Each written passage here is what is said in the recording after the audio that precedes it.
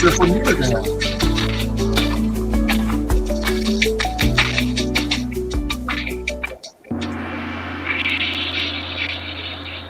Welcome. There we go. Excuse me. Hey, we are live. Yay. Wow. Wow. Got a bunch of stuff in here already. Oh, wait a minute. That's not. I'm trying to find there's the comments right there. Yeah. Yes. Well, we've got a special day today. For one thing, it's a daytime. And, Yeah. 2 weeks in a row. And look who we got here. Yeah. I got to do it, Ron. Here's Ronnie. And Richard. Yeah. That's right. Yeah. Hey, Jody. Oh, okay. Let's say hello to everybody right quick. You want to go ahead and run through it, Ron? That's Well, yeah, there's some. Who's Dairy Jan Dejan? That's a new name for me. And Cinnamon, welcome in. And Jody, always. That's a new person, Darajan. Yeah, and Barbara. Well, it's always like Romper Room. If I'm not mistaken, he is from Croatia. I do believe. If I'm right, Dejan, let me know. Cool. Supposed to be an absolutely gorgeous part of the world. And then Sam and Greg. Jody P. Yeah, you're so far. Fishcapades, Mel. Yeah, Barbara Jackson. Yeah. Yeah. Wow. Wow. Yeah, So there we go. Yeah. 2 weeks in a row, Jeff. That's cool. Yes, you're right.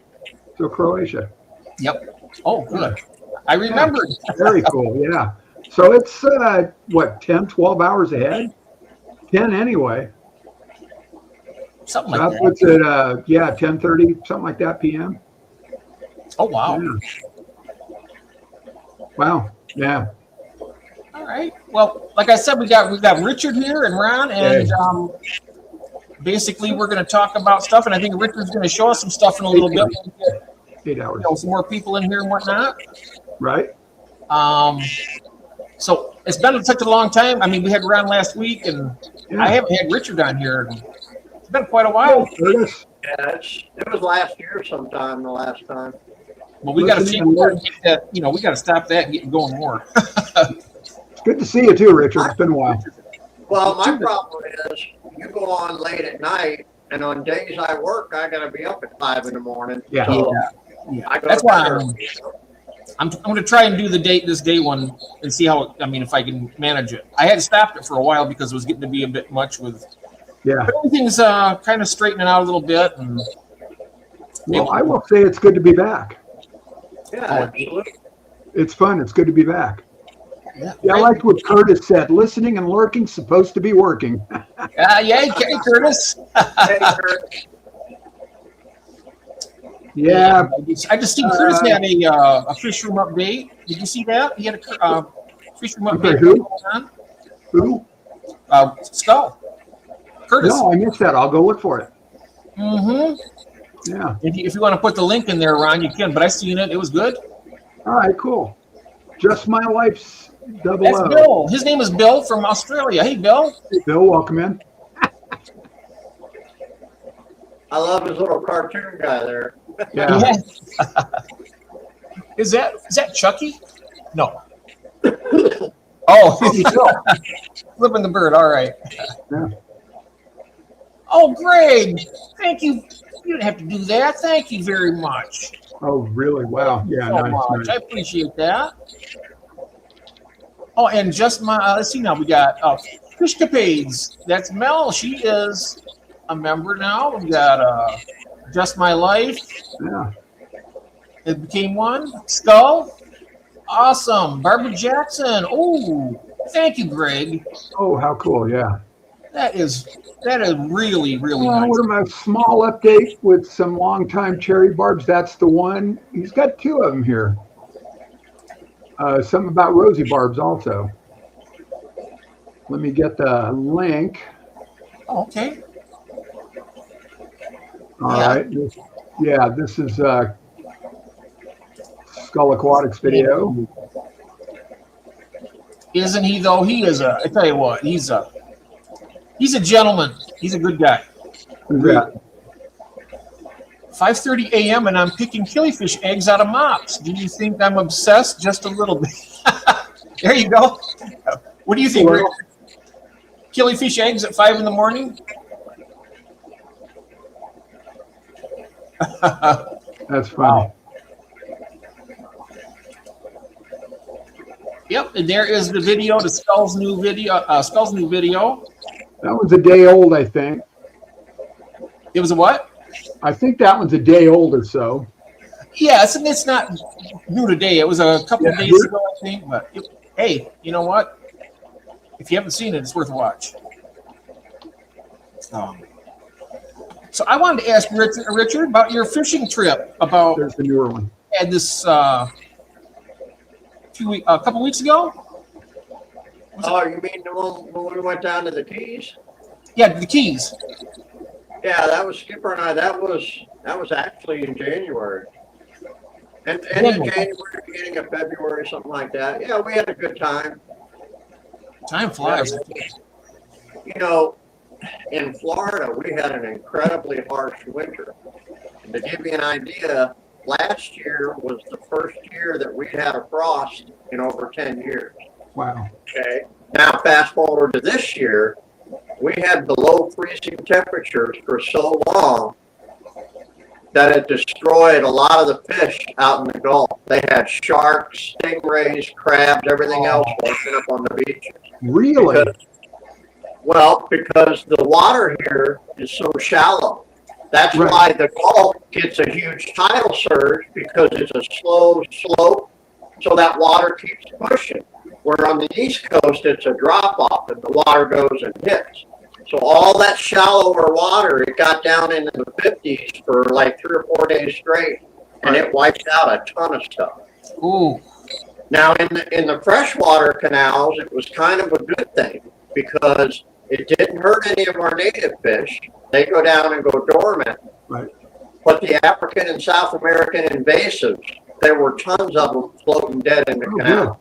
Yeah. So it's kind of like Mother Nature was taking care of that one. You know? Yeah. I saw all the snow they got in Pensacola. There was about, a month, 6-8 weeks ago, Pensacola got hit with a load of snow. Mm-hmm. I mean, I was just blown away right down to the ocean. You know, I mean, that thin strip, the panhandle of Florida was just inundated with snow. Ron, we had snow here. And you're way south, yeah? You're what, near Fort Myers? I'm south of Tampa, 2.5 hours. Yeah. We're down by the Everglades. I'm an hour away from the Everglades. Wow. But now when I say it snowed here, it was just a few little flurries, and as soon as they hit the ground, they were gone. Still, you know? yeah. But yeah, Cape Coral, where Dennis lives, they actually had some snow flurries. That's crazy. I never heard of snow in Florida. Oh, yeah. Yeah, it snowed once when I was a kid, but the same way. That morning going to school, it was snowing. We all thought it was cool, but as soon as it touched the ground, it was gone. Sure. Oh, melts as soon as it hits, yes. Ambient temperature of the ground. But yeah, that's cool. So you got some of the native species you caught? We caught the usual. We caught a bunch of bluefin killies, least killies. We got some golden top minnows, which are a killifish. But the least killies are not a killifish. They're a live bear, aren't they? They're a little. Yeah, they're a small live bear. We caught them. Skipper got some photos, because the Everglades this time of year, it's dry. So all the grass flats dry up, and everything ends up in the canals, or the river kind of areas. And I took him on a place called Loop Road, which is way on the outskirts of the Everglades by the bay. And it's got a canal on one side and then all the grass flats on the other. And he's got pictures of literally hundreds of thousands of mosquito fish so thick you could probably walk on them. Really? On this side where there's no canal, just a little ditch area. Then there's a culvert on the canal, and on the canal side, there were tilapia and Oscars and brim and bass just sitting there waiting. literally sitting by that culvert waiting for those mosquito fish to come in so they can grab them. Wow. Yeah, they got all kinds. They showed a guy down there that had 2 big red devils. Just the other day, picked out of there. They were huge, like Midas red devils. I was like, yeah. Well, now I will say this: on the west coast of Florida, where we are, we have black acara, we've got Mayan cichlids, tilapia, 3 different kinds of tilapia, and every once in a while you'll find Oscars, snakeheads. But a lot of the stuff you see in these young kids' videos where they're pulling out blue crayfish, and peacock, fish and all this stuff, a lot of that's on the East Coast, and nobody else can seem to find those canals, if you know what I mean. oh, wow. I think a lot of it is they're finding canals, putting the fish in and catching them back to make a video. That's my personal thought. Right. Now, I have caught Turkana jewels over in Palm Springs in the Everglades on the East Coast. Turkana jewels are in a couple of those canals. Wow. Yeah, our friend, Fish Nerd, Keith, he just got some of those Turkana jewels. They're cool little fish. They are gorgeous. Have you seen the ones that Jose has? Jose? I knew he said he had a lot of them. What's that? I knew he said he had a lot of them. Yeah, he bred them, and they're as red as that. Wow. Well, they're red, really red. Wow. They're red. Hi, Mousy. Hi, Jeff Kane. It works great. I tell you, I didn't tell you the story yet. My keyboard here on my laptop, I didn't spill anything on it or anything. I tried to fix it, and there's like 6 or 7 keys that won't work. And we were talking about it one night, and she had this thing on the way before I even got done talking about it. And I said, "Oh, that's okay. I can take care." No, it's already on the way. I've already done it. I was like, "What?" They have a lifespan, Jeff. Yeah. I guess dust and stuff gets in the keys, the contacts fail. So they do have a lifespan. Hi, Jeff. Jeff King is in the house. Hello. Yeah. Have you ever caught those little pygmy sunfish? Oh, I don't know. Yeah. Well, now, the pygmy sunfish with the blue spots, the real pretty ones, we don't have them around here. We're too far south. They're up more around the Tampa, Orlando area, up into northern Florida, into South Carolina. Down here, I think it just gets too hot for them in the summer. Oh. Hey, Don. So what are their temperatures? I mean, what temperatures do you want to keep those at usually? Oh, shit. Uh-oh. Excuse me. I just, all over my new keyboard. Son of a. Excuse me 1 second, guys. I'll be back in just a moment. Okay. Oh, my God. What did I just do? I heard something break. Yes, and I also pulled my mouse out of the thing. Oh, out of the computer? Let's see here if I can do this. I'm going to mute myself while I take care. I'm sorry, guys. You take care. No. They have. I'm trying to read what they have. A great feeder fish. Oh, okay, yeah. Oh, the gamboozes. Yeah, they give them away for free here. All the vector control boards for mosquito control. They've got, if you've got a swimming pool that has been drained and there's 6-8 inches of water, they'll throw some gamboo. Yeah. So instead, I don't get it why they do that and just not throw a piece of one of those mosquito dunks in. Yeah, either way it would work. Yeah, well, fish, I mean, they're native here, but they do the same thing here. If people have a small pond they want to put, or something they, stagnant water they want to put them in, they give them to them. Right. Yeah. But mosquito fish, they're aggressive. Like, I have a 75-gallon out on my back patio. I've got 2 of them. And I had one I was just putting native fish in, bluefin killies, least killies, that kind of stuff. And I threw some mosquito fish in, some melanistic, the black and white ones. Dude, they killed the least killies. They killed the bluefin killies. Wow. I mean, not right away, but over a few months, yeah, they killed every one of them. Wow. And the only thing that took Then after that, I thought, well, I'm going to put some flagfish in. They'll be able to hold their own with the mosquito fish. Right. Yeah, they did. They killed the mosquito fish. Wow. Flagfish can get really aggressive. Yeah, I didn't know that. I've seen him, and I think what's his name, Chris Stubbs Aquatics. I think he's got the flagfish up in Canada. I puts them out in tubs outdoors in the summer, brings them back in the winter. And I think Scotty Raising Fishes has some of those too. Yeah, they're incredible algae eaters. I mean, they'll eat Blackbeard, but they're incredibly aggressive to small fish. Now, if you had them in with larger fish, you'd be okay. Yeah. Interesting. Yeah, I'm trying. Well, I really don't have any aggressive fish. Mine are all. Oh, Jeff's saying, Jeff Kane says he needs flagfish again. I'm betting we can find some for you down here somewhere. I don't know. Just got to grab a coffee, guys. I'll be right back. Sorry about all that. Right. No, you're all right. I knocked my water. After my coffee spilled, I reached to grab the paper towels and knocked my full glass of ice water over. Oh, I mean, it's like a domino effect here. I'll be back. Yep, we'll be here. No problem, Jeff. Yeah. Assuming I don't get kicked out. I don't know if you heard, I was telling Jeff, I streamed with Jeff Kane and Curtis from Skull and from Michael Wavemakers last Sunday night.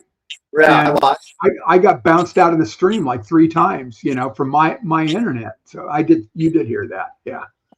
So yeah. You're glad it's not a beer. I know, what a waste, right? That'd be terrible. That's it. Yeah. Actually, oh, Stan, wow, there's a name I haven't seen go by in a while.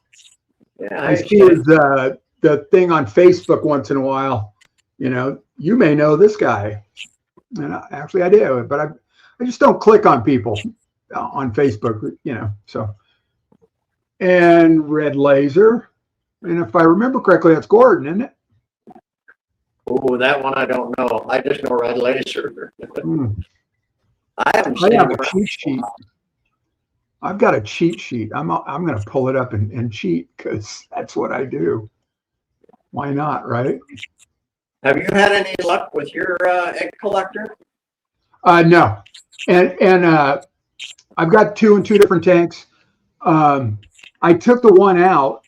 It was in the tank with, hang on just a minute, PQRS. Oh, just red. Okay, never mind. I took the one out. It was in with swordtails. Obviously, they're not going to use it, but it was also, there's ember tetras in that tank, and they had spawned for me. Oh, okay. Before I put that in, and I'm wondering if they spawned on. I had a bunch of that nasty green hair algae. If they were spawning in that, or yeah. So that's what I was thinking. So anyway, I got to thinking, if I'm going to make that work, I need to do a separate tank. And I just got some more black skirt tetras and some more Buenos Aires tetras. So maybe pick one of those 2 and give that a shot. So there you go. Yeah, I think like my CPDs, I have them in a 20-gallon tall, and the only things in there is a little bit of wood because I've got some plecos in there. Keep it clean. And then my CPDs, and the only plants I have in it, I've just got sand in it, and then the egg catcher, I've got some moss on top of that, and that's it. So it only gives them that place to lay their eggs. Right. And the one thing I was running into, there was so much mulm in that. This was in a 29, and snails. So the snails would get in there and clog it up, and the mulm would get in there. So every so often I'd go in with a turkey baster and suck a bunch, because the bottom of the funnel would fill up. So I'd suck a bunch of it out, then I'd blow the rest through. But yeah, no, and maybe I don't know, maybe it's seasonal too. Maybe I need to just set it back up, and maybe, this was through mostly the course of the winter, right? So maybe, they were done spawning for a while. Maybe I'll set it back up. I don't know. So I'd like to do it in a tank though, without all the snails and without all the crud. Yeah, Skull just said I did it with white clouds. I knew when he got his, he had white clouds in there. Yeah. And he said he did real well with them. All right. Yeah. Yeah. I need to get some more white clouds. I went to the PetSmart yesterday and got what did I pick up? 4. I think I got all they had of the black skirts, and I got half a dozen of the Buenos Aires, and they were out of white clouds. Right, I got some more. I've got 4 in an 8-gallon tank or 8.5-gallon tank, and it was offer up rescue. So I want to try it. I'm on a mission now. I want to pick up about 12 pea puppers. Yeah.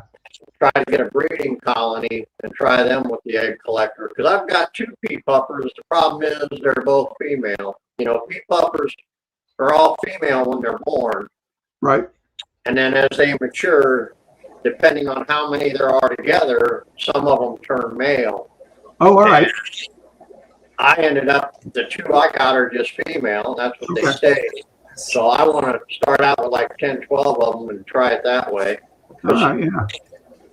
I made the mistake of moving some plants in some of my tanks, not knowing that the tank I was taking the plants out of had acquired scuds somehow. And so now I've got them in like 8 of my tanks here. Oh, wow. And so I've been moving the pea puppers from this tank to this tank to, you know, let them eat them up and get them out of there. Sure. But I got a 40 breeder that's just loaded with scuds. So I figure I'll pick up 10 or 12 of them, put them in there, let them kill the scuds out, and then Right. hopefully I get some males out of it to breed with. Yeah. No, it's not beer, it's coffee. Yeah. Let's see. I saw Jorge go by and Beto. How you guys doing? Oh, okay. Hey, guys, I'm working my way down. I had a catastrophe here a minute ago. I bumped my coffee, knocked it over, spilled it over everything, and then I reached for the paper towels, and my glass of water was out of my peripheral vision, and I knocked that over too. So, right. I guess what Barbara's saying, now my understanding, if you're in a really warmer area, goldfish aren't going to do well in a pond. So I don't think they like that warm water, do they? Don't they need cooler water? Don't they prefer cooler water? I think they're pretty hardy, aren't they?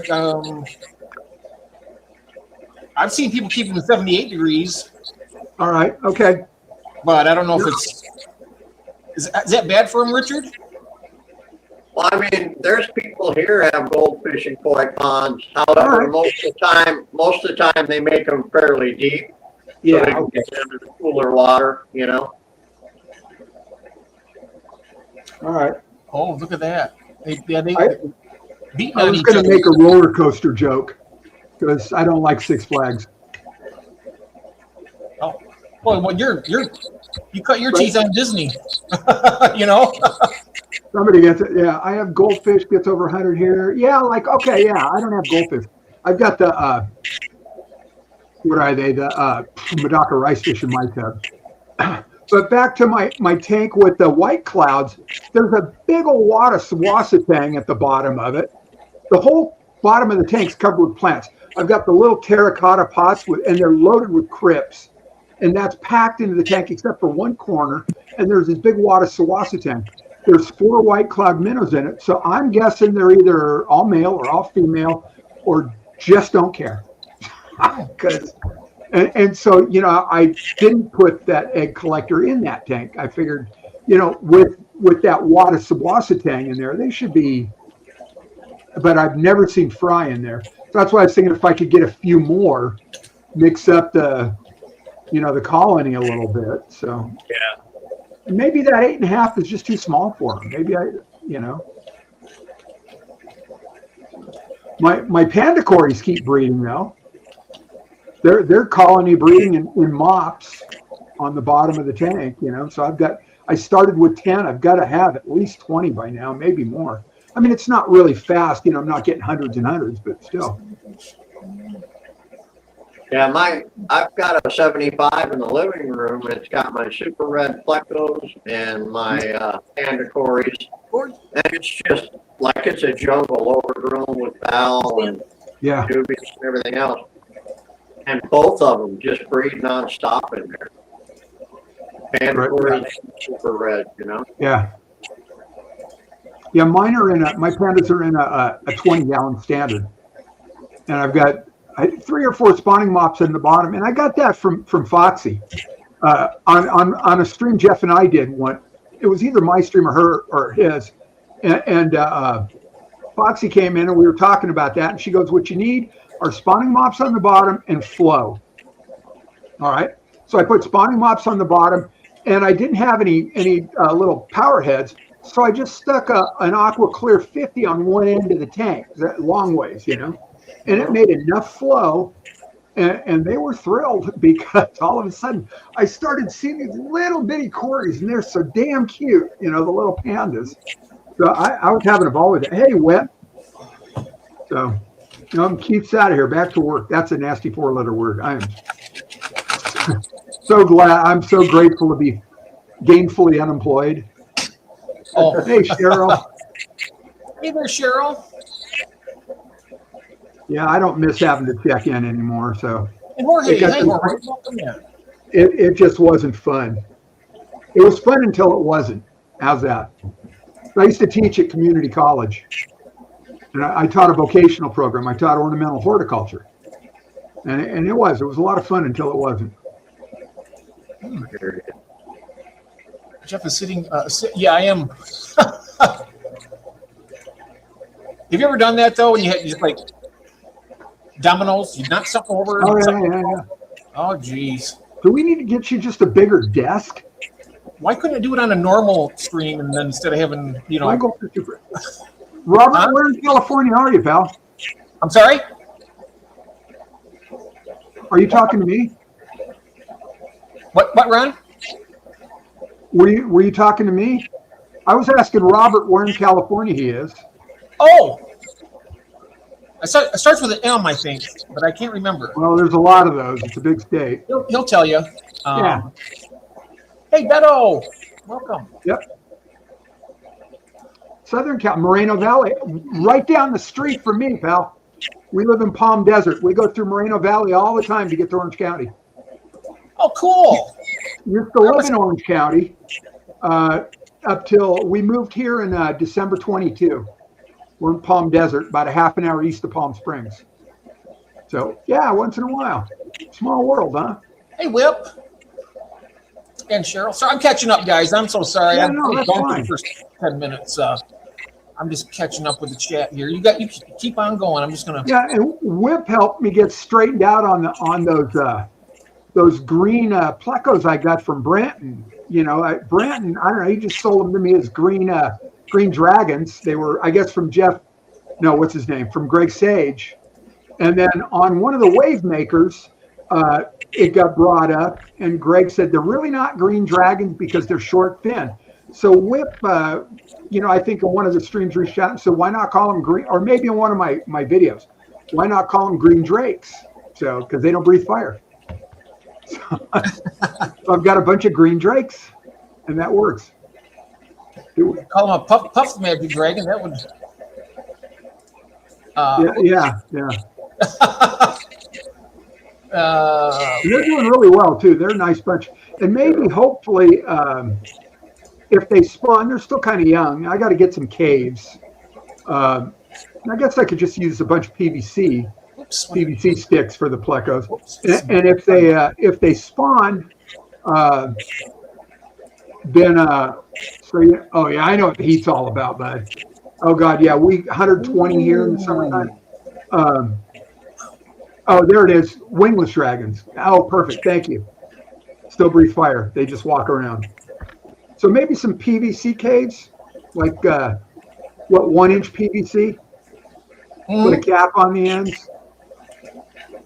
I can send you some long fin green dragons, Skull says, Ron. I would love some long fin green dragons. They should probably go in a different tank than the green drakes I have, huh? Does anybody have any short fin ones? I like the short fin myself. Well, I've got the short fins. Not male. Maybe we just swap them around. No, not male ducks. No, not male. No, plecosauruses. Oh yeah, the bristlenose green dragon bristlenose ancestors. Okay. That's a mouthful I wasn't aware of, but yeah. Yeah. So, yeah. Oh, he has both short and long. Yeah. And if I'm correct, right, they're from originally Greg's age. I think that's Curtis's neighbor. Yeah, Curtis's are. What, like a 6-hour drive neighbor? Uh-oh. Isn't he also he's also the one that has the great Odessa barbs too.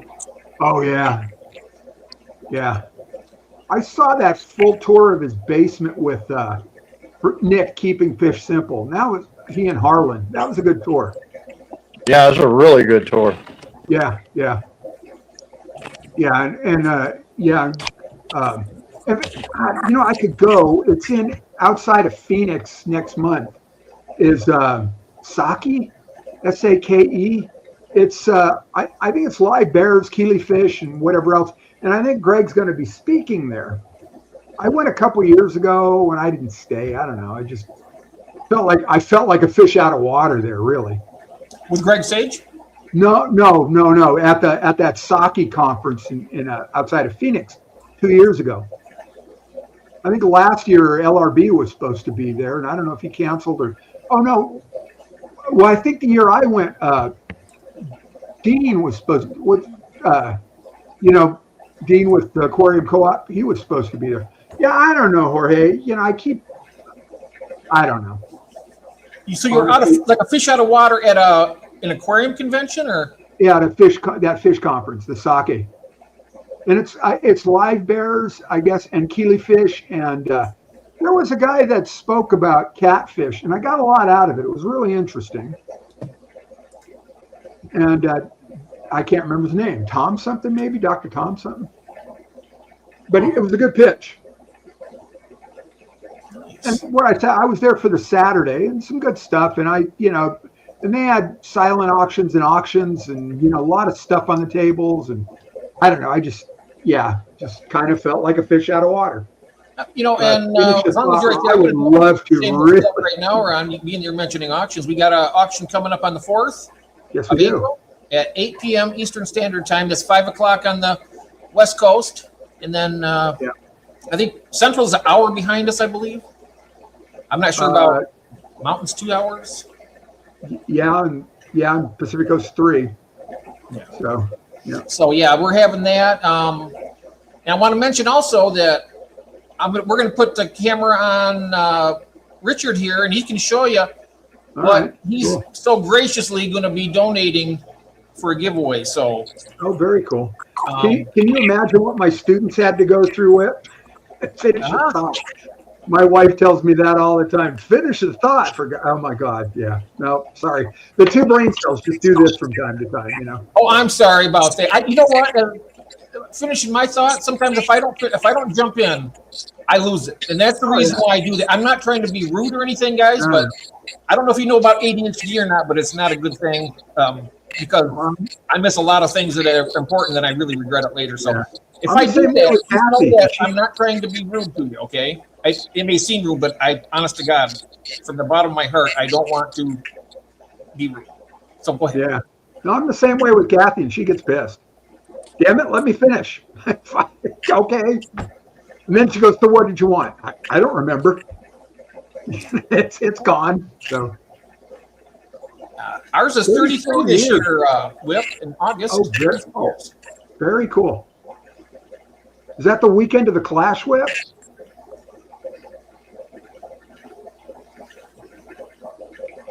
That is very cool. I love September, right? Is the Clash in September? Usually? It's on the other side of the world for me. You guys going to the Bluegrass Bash in Kentucky? Oh, that sounds like fun. To be honest, I think that's going to be the hot spot this year. Everybody seems to be going there. That's where we're planning on. We got our room and everything booked already. Wait, this is fish, not music. Huh? This is fish, not music. Yeah. Okay. Yeah. I love bluegrass. Yeah. It's three or four of them again. It's the AAA, I think the Betta people, and the Cichlid Association. And there may be another one in there. But yeah, it's kind of like the Triple Crown was 3 years ago. Oh, well, all right. Where they have them all together. Right. So is I that had, one I had a blast at the Triple Crown. Yeah. That was fun. Is that an annual event in San Antonio? I know it was last summer, and Kathy and I actually talked about going. She was just going to drop me off, and then after that, we'd go see the grandkids north, in Dallas East, Northeast Dallas area. But I don't know. The ACAconvention.org. Curtis just put the link up. Yep.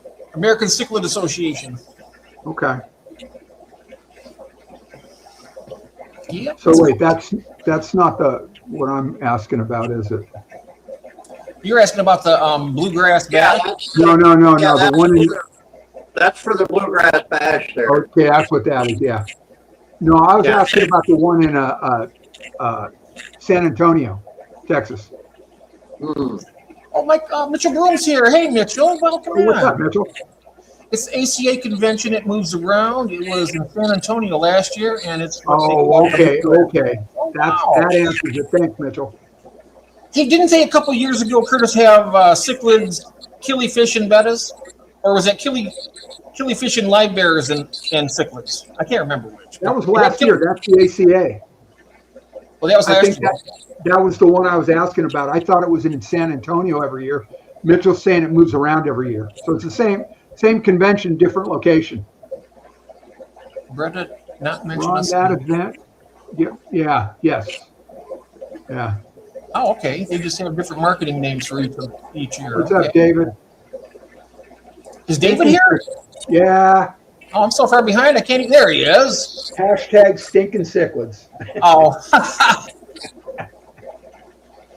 Yeah, it's really weird. He's got some kind of special admirer. And I tell you what, I'm at a loss.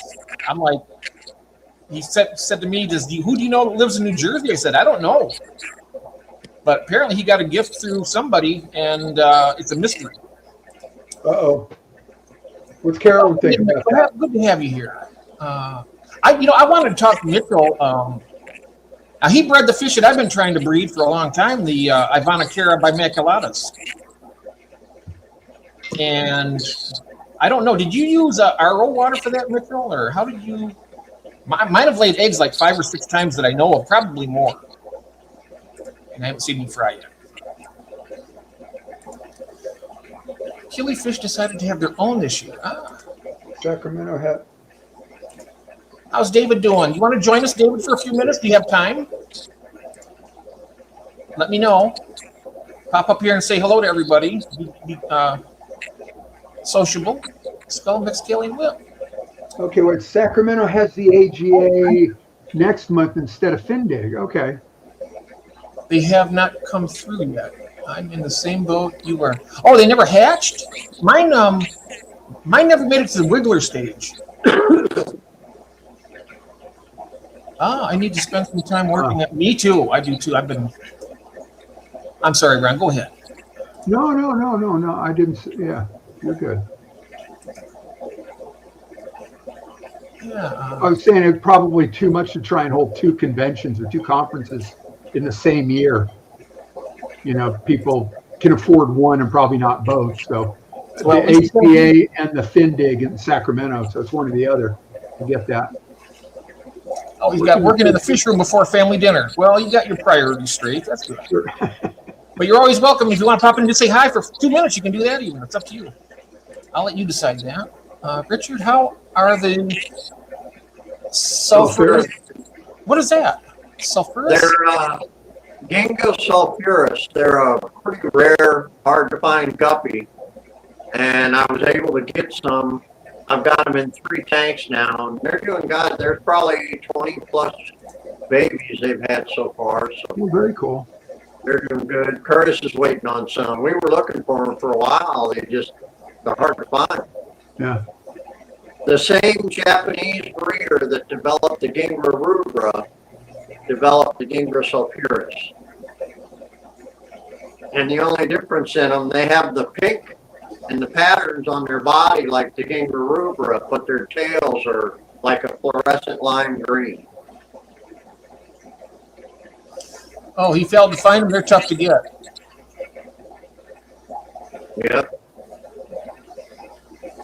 do they look like? Are they beautiful, or are they just really just rare? Well, here, let me flip over and show you. Yeah, you can share a picture and I can bring it up.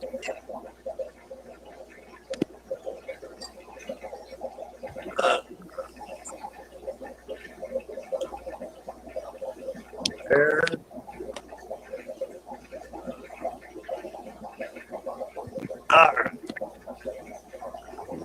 Right.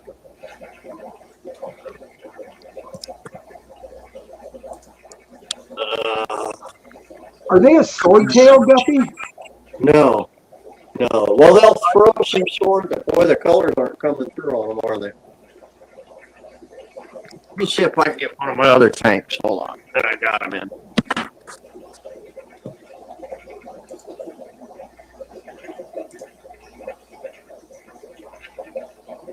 There's the male. They've got like that pink pattern on them and then the green tail. Oh, nice looking, healthy, active fish. Yeah, look at them. Oh, very cool. Yeah. Oh, look at the stripes. I like that, like a little tiger. Yeah, they're actually pink. You can't tell in this, but they're real like a fluorescent pink, and then the green is fluorescent green. Oh, wow. And you can see some of the babies back there they've had already. Oh, I can see them, yes. Yep. And then these are my wild endlers here right next to them. Oh. These are the ones that the original strain that Dr. Endler brought in the country. Oh, wow. From the New York Aquarium. Those are the ones that Skoll has them too. And the interesting story is that when Dr. Endler sent them to the U.S., the biologist or whatever that worked at the New York Aquarium, he sent them to him. And that guy left the New York Aquarium and went out west somewhere, and he took some of them with him. So same strain, but 30-something years apart. And Curtis got the ones from the guy out west. I got mine from the New York Aquarium. And I sent some of mine to him, and he said, looks like they're breeding about the same. They throw all kinds. They'll throw some that are only red, some that are black bars, some that only have green in them. They're an interesting endler, but they're what a lot of the other endlers, the color morphs, came from. Trying to get this thing straightened out here, but it's not working. Oh, yeah. Okay. Don't forget to, oh, thank you, Ron. Certainly. That is cool. Hello, Christine. Hi, Mitzi. Oh, Christine, hey. I didn't see her come in. How you doing? And Mitzi's here too. A-framed daydream. Yeah, it's Mitzi. Yep.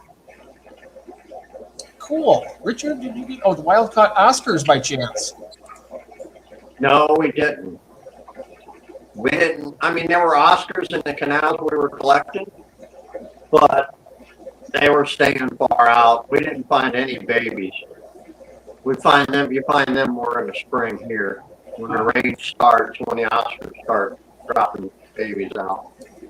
They're probably pretty successful being Oh, predacious and whatnot. And Oh, they've overtaken the Everglades. yeah. I mean, I can remember when my daughters were little, I took them out one time with just, fiberglass cane poles and worms. And within an hour, we had an igloo cooler filled with them. They're good eating. Huh. Nice. So are those all just released from fish keepers or overflows from trough breeders?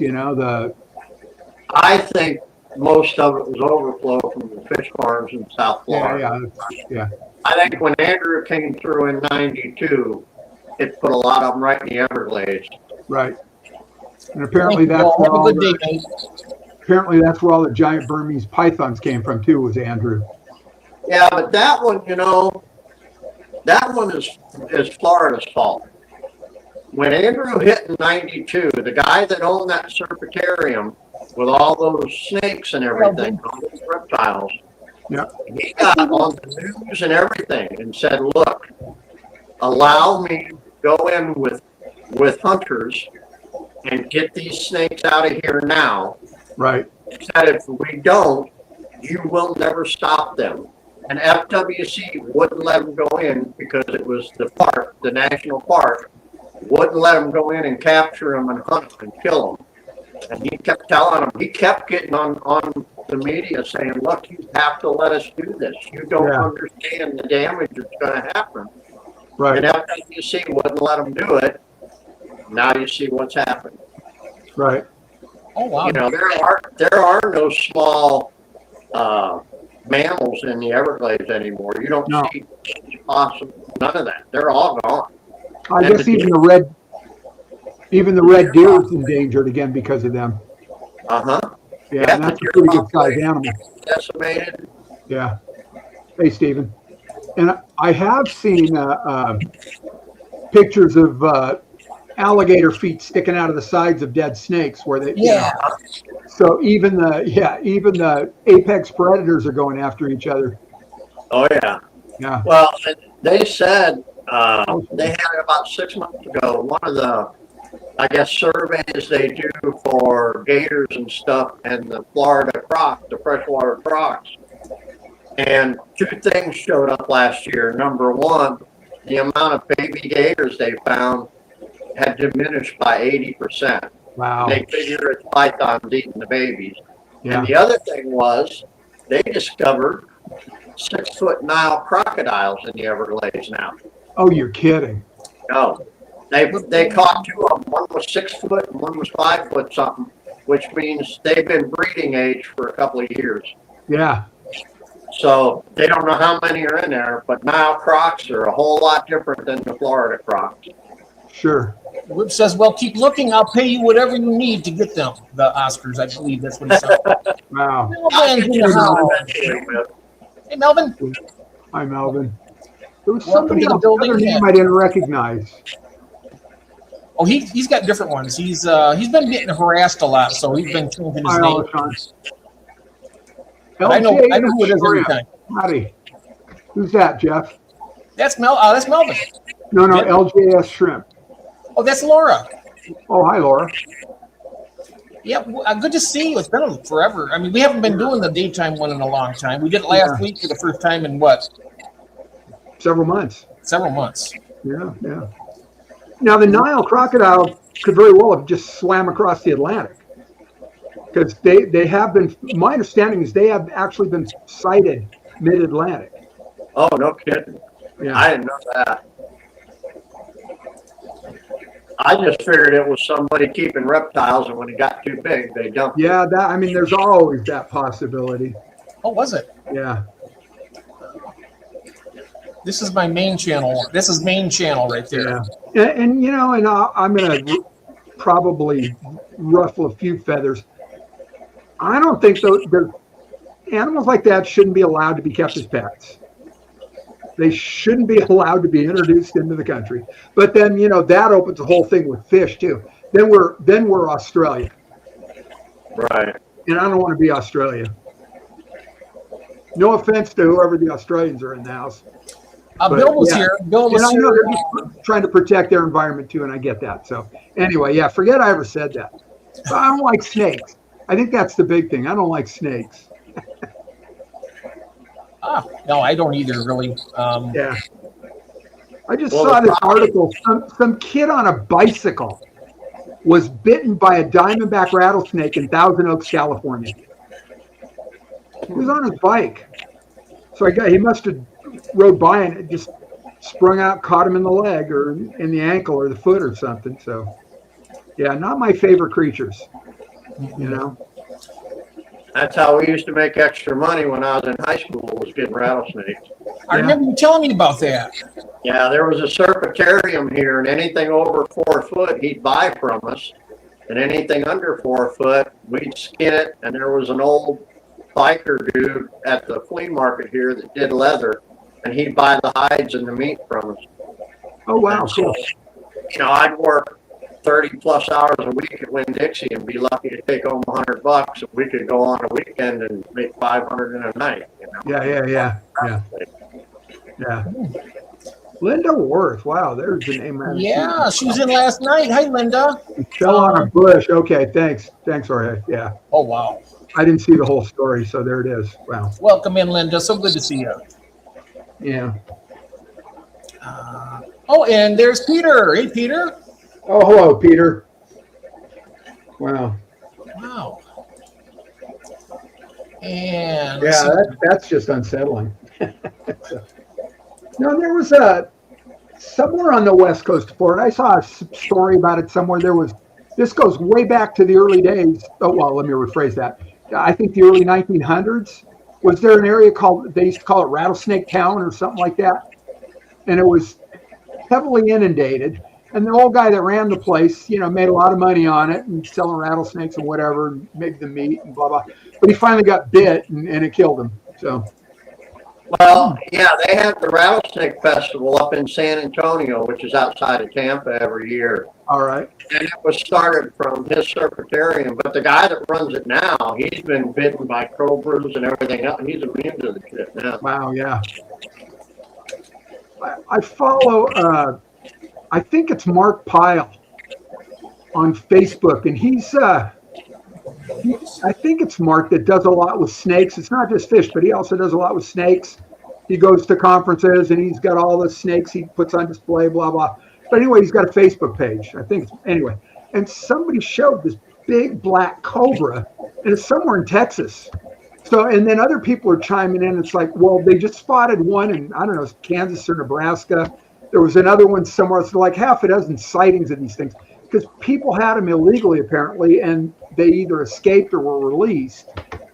That's dangerous stuff. That's just not something to be trifled with. So, yeah, I don't know. Eventually, one of those is going to kill that guy. So, the other invasive thing that they're trying to find and kill them when they can is the monitor lizards. Yeah, those things get huge. They've had some over where Dennis lives in the Cape. They've had them take out, people's dogs and everything else. Yeah. I mean, they almost wiped out the white egrets. Mm-hmm. The little white egrets, those skinny white. Yeah. We used to get a bunch of them up here in Michigan when they come up in the summertime, and last year I've barely seen any of them. Yeah, we still see them here. The snowy egret and the white egret. So. Yeah, the white egret. And of course, my wife likes the herons, and all the koi people hate those. But yeah, I don't blame them. I mean, they're killing. Those fish are expensive. Yeah, your pond's not deep enough. If that's my understanding, you need a deeper pond. Yeah. And hiding. Lane's rock here. ledges and stuff that they can get under. They need to stop making big gators into boots and put them back deep in the Everglades. Feed the invasive species. But yeah, the snake. Yeah, the gators eat the snakes eat the gators. I mean, what do you do? I think a full-size gator and a full-size python. The gator will probably kill the snake, but. Well, yeah, what I've seen, Jeff, they kill the snake from the inside out. Yeah, I was going to say, there's a picture of that I got a few years back. Good been, Cheryl. Thank you. A gator that's like 6-8 foot, and a python that was like 12 foot had eaten it, and then it thrashed around and split the snake open, and they both died. Right. But he was literally eating a 6-foot gator. That's how huge those snakes are. And now the other snake that has popped up in South Collier County, right on the edge of the Everglades, are the green anacondas. Oh my God, anacondas! Those are huge. Yeah, they're finding them now, and those are the ones they said get up to like 30 feet, and they're man-eaters. That will be the apex predator. Then it'll take the alligators right out of the equation. Yeah, and the ones that they've caught have been like 10, 12 foot ones. They're not little ones. So they figure they're breeding already in the Everglades. Right. Man. Yeah, those are. I mean, I seen some of those, and they were about like this big around. I mean, they're huge. Yeah, they weigh, I don't know how many hundreds of pounds, maybe I get up to 1,000 pounds for all I know. Yeah. Did you want to show any other tanks, Richard? I would be if you'd like. I would love it. I don't know. I'm sure everybody else would too, but it's up to you. I don't want to make you have to work on your day off. I mean, it's up to you. Okay. Flip the camera around. All right. Let's see. Here's my. That's my Shelly tank. Here's my. I keep the blue, just one blue crayfish in there. He keeps the algae down. Oh, nice. Yeah. Yep. I do that. That's the breeding tank for the electric blues. Oh, that is sweet. Look at them. Welcome in, Nathan. Oh, is Nathan here? Hi, Nathan. And Lance. Hi, Lance. Hi, Lance. These are some of my angel grow outs. I love that. Now these are the red devil koi and then the Bulgarian green. Wow. Oh, yeah. If you can see them.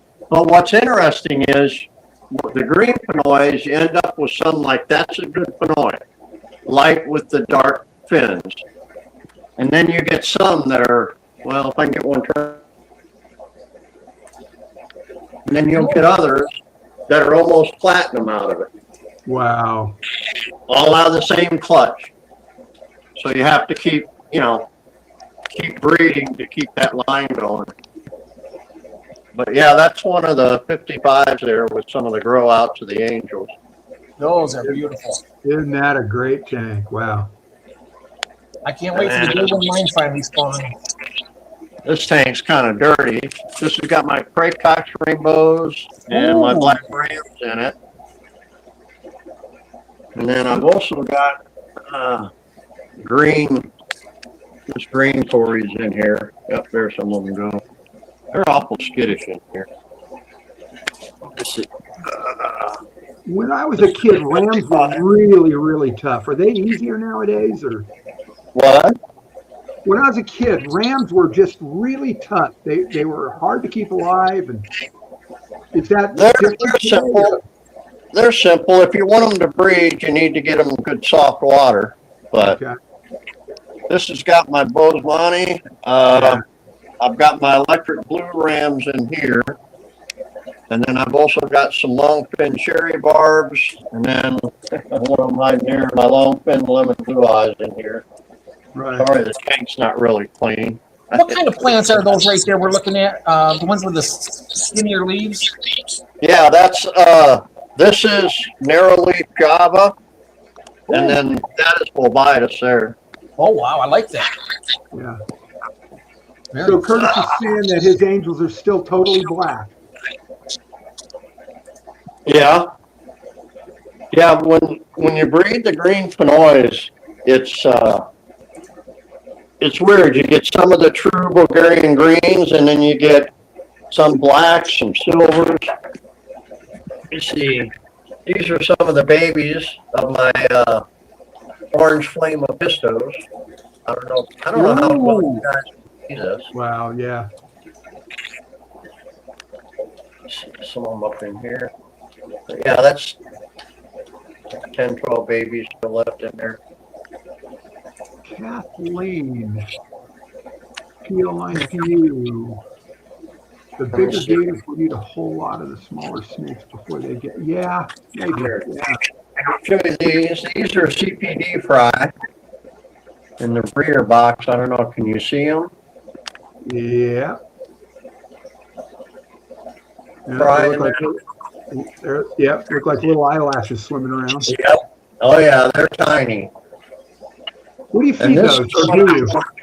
This is what I'm donating for your giveaway at the auction. Is one of these fry boxes, and then one of the auto egg collectors. That is so cool. Yeah. And I don't know, David, if you're still watching, can you show your little CPDs again? Yeah. Check this out, David, if you're watching. That is so cool. Yeah, there's a bunch of them in there. I usually leave it go for about a week or two, and then I'll pull these and start afresh start a fresh batch, put them into an aquarium. There's Steph Log. I just put Java moss in there with them, and then I feed Ceramicron twice a day.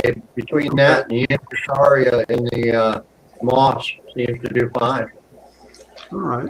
That's what I use too, is the Ceramicron, and I also got the proof coat. Got it, Mitchell. Thank you. Hey, there's Night Owl. Hey, Drew, welcome in. Oh, very cool. Hi, Drew. Oh, by the way, Drew, I sent you a email about the auction on April 4th. I don't know if you got that or not. Because we still got room for some vendors and whatnot. Just to make sure that Jeff, that's my Beshi Steph vlog from PH Philippines. Oh, hi Steph, welcome in. Wait, you said what? Ah, nice. Oh, got it. All right, let me. From the Philippines. Hey, I fixed it. It's in the UK. Oh, very cool. Hi there, welcome in. I'm going to bring you up on my phone so I can go get it. I need to get something to drink. Oh, Pellegrino? Yeah. That's I think I've had enough coffee. Well, this is actually my first cup. My first cup landed on the floor, so this is actually my second cup. I think I've had 4 or 5 already, so wow. I'll be right back. All right. Yeah, that one doesn't count. Oh, okay. Yeah, that is really cool, and I can't wait. I really want to get my White Clouds to go on them, but now I got the bristlenose should be all right in there, right? I mean, because they're going to go in there, the bristlenose can't get down to them. No, I've got bristlenose in with mine. They're fine. They don't mess with them. You know, they'll eat around the egg collector on the inside and stuff, but they can't get through that grate. I'm wondering if it must be, like I said, there's a few those scuds in there. They're probably eating those eggs as fast as they go in there. Oh yeah, you've got scuds. I've got another automatic egg collector on my dwarf emerald rasboras, not realizing I had scuds in that tank. And once I set it up with the egg collector, boom, the scuds showed up. So yeah, I don't have any eggs. They eat the eggs as quick as they come in.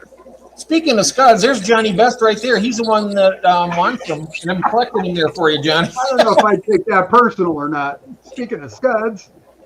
Yeah, he asked for them. I said, well, yeah, I don't have a lot of them left because I've been trying to, exterminate them all. But whatever I got left, they're yours, and they will breed for you as long as you don't have too many. If you want to culture them, I'd put them in a tank with very few fish, and just feed them. They'll populate before you know it. Yeah, it's integrated pest management. Let the fish eat them. My 75-gallon tank, I had a bunch of ram's horn snails.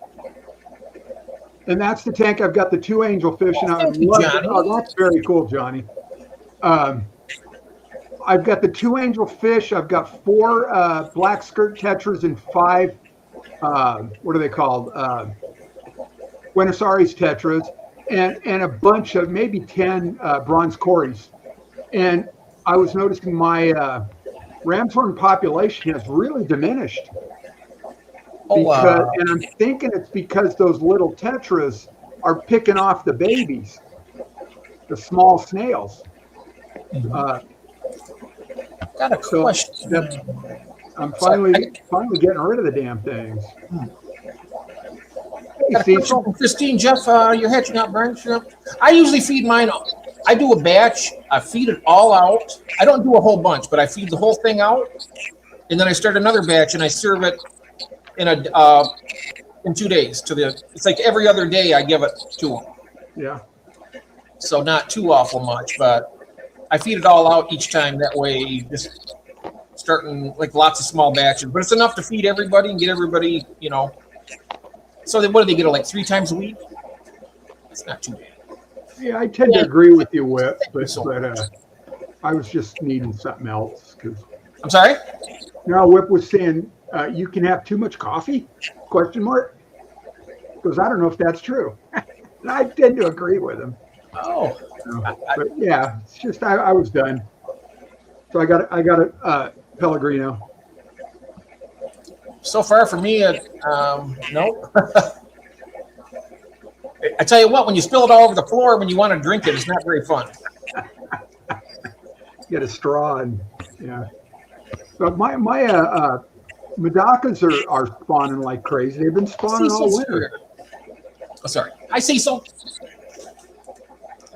If I blurt out like that, please forgive me. I just got to say hello to everybody as they come in. I don't mean to be rude to you. No, don't worry about it. Yeah. Okay. Now are you still feeding your brine shrimp on a regular basis, Ron? Am I feeding my brine shrimp or feeding with my brine shrimp? Are you feeding your fish your brine shrimp? No. Oh. Well, the ones I got in the bucket outside, the brine shrimp in a bucket that I've had going, once in a while I'll scoop in, and they're adult brine shrimp now, right? And so I'll scoop in and I'll feed somebody with them, put them in the tank behind me maybe, and all that's in there are catfish and shrimp. There's the whiptails, there's the Peleatus cories, and shrimp, brine shrimp, or brown, what are they? Green jade shrimp. And so the brine shrimp will swim around for a while. Eventually they'll settle. The catfish will eat them. Or I'll drop some in my betta tank in the garage. And then I'll reseed the bucket a little bit. I'll just drop a little pinch of brine shrimp eggs in the bucket a little bit. But no, I haven't been using my brine shrimp hatchers lately.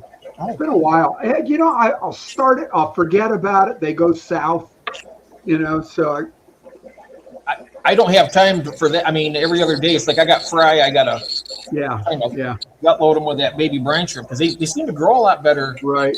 I collected out some little koi kahaku swordtails out of my swordtail tank, and I put them in one of those fluval breeding boxes on the side of the tank. And I've just been tapping off some Hikari first bites because that's what I've got, and some decapsulated brine shrimp eggs. One's a little bigger; it can take those, but the two smaller ones, the Hikari first bites. And I could probably pour in a cup of green water too. That'd probably help, and that'll just end up washing into the tank. Won't hurt anything. Yeah, that works. I mean, I use the powder too, like in between. Right. But it's good stuff. I mean, sometimes the powder I got to start with the powder because it seems like some of those fry are so tiny that yeah. I don't think they can eat them brine shrimp right off the No, gate. and I think that's where green water comes in handy. Yeah. Or I guess if you could, I don't know, even paramecium would be too big for some of those. The fresh hatch CPDs, after they envelop their yolk sac, would paramecium be too big for them? No. But I mean, paramecium are large, right? They're a single cell organism that you can see with the naked eye. I mean, that's a big creature. I take Java moss out of one tank and I'll throw it in with the fry and they just go picking at it, all that. Oh yeah, there's all kinds of microorganisms in that. Yeah. Absolutely. And I guess with the sawasatang and or big wad of Christmas moss like you got in your fry tray there, Richard. Lots of little microbes. Exactly. Paramecium. Barbara, are you raising paramecium? I've seen videos about it. I just haven't tried. I really want to get some blackworms going. I tried once. It didn't last. I'm pretty sure Curtis has blackworms going. And I'd like to do it. And I saw blackworms. I want to do blackworms. I want to talk to them. I saw Dan's fish room video a few days ago where he had 75-gallon tank with blackworms. Most fish that we feed green water are actually not eating the algae. No, I'm guessing not. They're eating there's paramecium. Okay. And what's the difference between paramecium and infusoria? I don't know. Is there a difference between those two things, those two organisms? But the green water is just full of other microbes too, isn't it, Mitchell? I don't know. Mitchell probably can answer that. Yeah, I was going to ask about the paramecium and infusoria. If they're paramecium, like Ron said, is a single cell organism. Paramecium, where infusoria is all different kinds of little organisms. All right. Oh, okay. That's the way I've always understood it. all different kinds of little single cell organisms. Right. Yeah. So is that just as good as the paramecium, or what would you say? I mean, I've seen it made. I've seen that paramecium being made by Mark's Aquatics. He's done that with he boiled up some broccoli and cooled it and threw it in some tank water and just let it go, and it kind of turned that's your infusaria. That's where you get lots of different. Yeah. Oh. But if you want pure culture paramecium, that's different. Fish EZ out of Canada, he's got some real good videos on it. All right. Who was that? Fish EZ Oh yeah, Fish Easy. Yes. out of Canada. Michael. Yeah, he's got some good videos on it. Up in Canada, yeah, he's a good guy. He's done a lot of stuff. I've liked watching his live streams. So Mitchell, there's different species of paramecium. Infusorius, ciliates, copepods. Oh my God, Curtis. Oh wow, culture from Gene Tweedle. A couple of weeks They're all ago. small invertebrates. Yeah. Unicellular algae and small invertebrates. Well, I would have never any of them for invertebrates. Yeah, I guess I would have. Now, It's like a little smorgasbord for them, right? They have a lot of variety. Yeah. That's cool. Gene got his paramecium from a science supply company. Yeah, you get them South Carolina Labs has them. Carolina Biological Supply. Yep, Yeah. I've checked that place out a good many times. Yeah, well, we used to get, when I taught horticulture, as part of the science department, that's where a lot of the supplies would come through. So I know who they are. Yeah. Okay, good. Good to know that. In fact, I think Curtis did an example of growing Daphnia, maybe. And Curtis, didn't you get it from Carolina? Yeah, they came in little containers, all sealed, ready to go, and all you had to do was. That's where I got my Moina originally, was from South Carolina. All right. I guess that's a question I've been wanting to ask for years and been afraid to ask it about that. I just didn't want to, I hear both those words and I'm like, what are the differences? Now I know. Thank you. Yeah, always ask. Mm-hmm.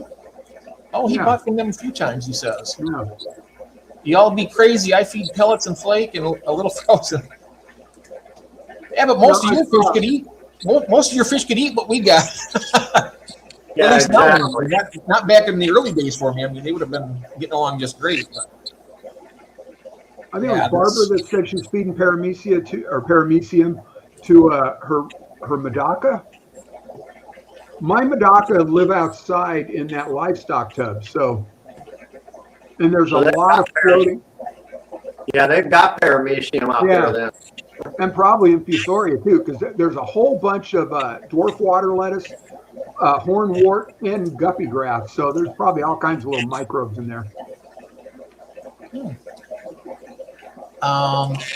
Let's see now. I discovered the fish hobbyist from the Philippines called the Fish Coda. Oh, okay. Very cool. Paramecium is a genus of eukaryotic unicellular ciliates. All right.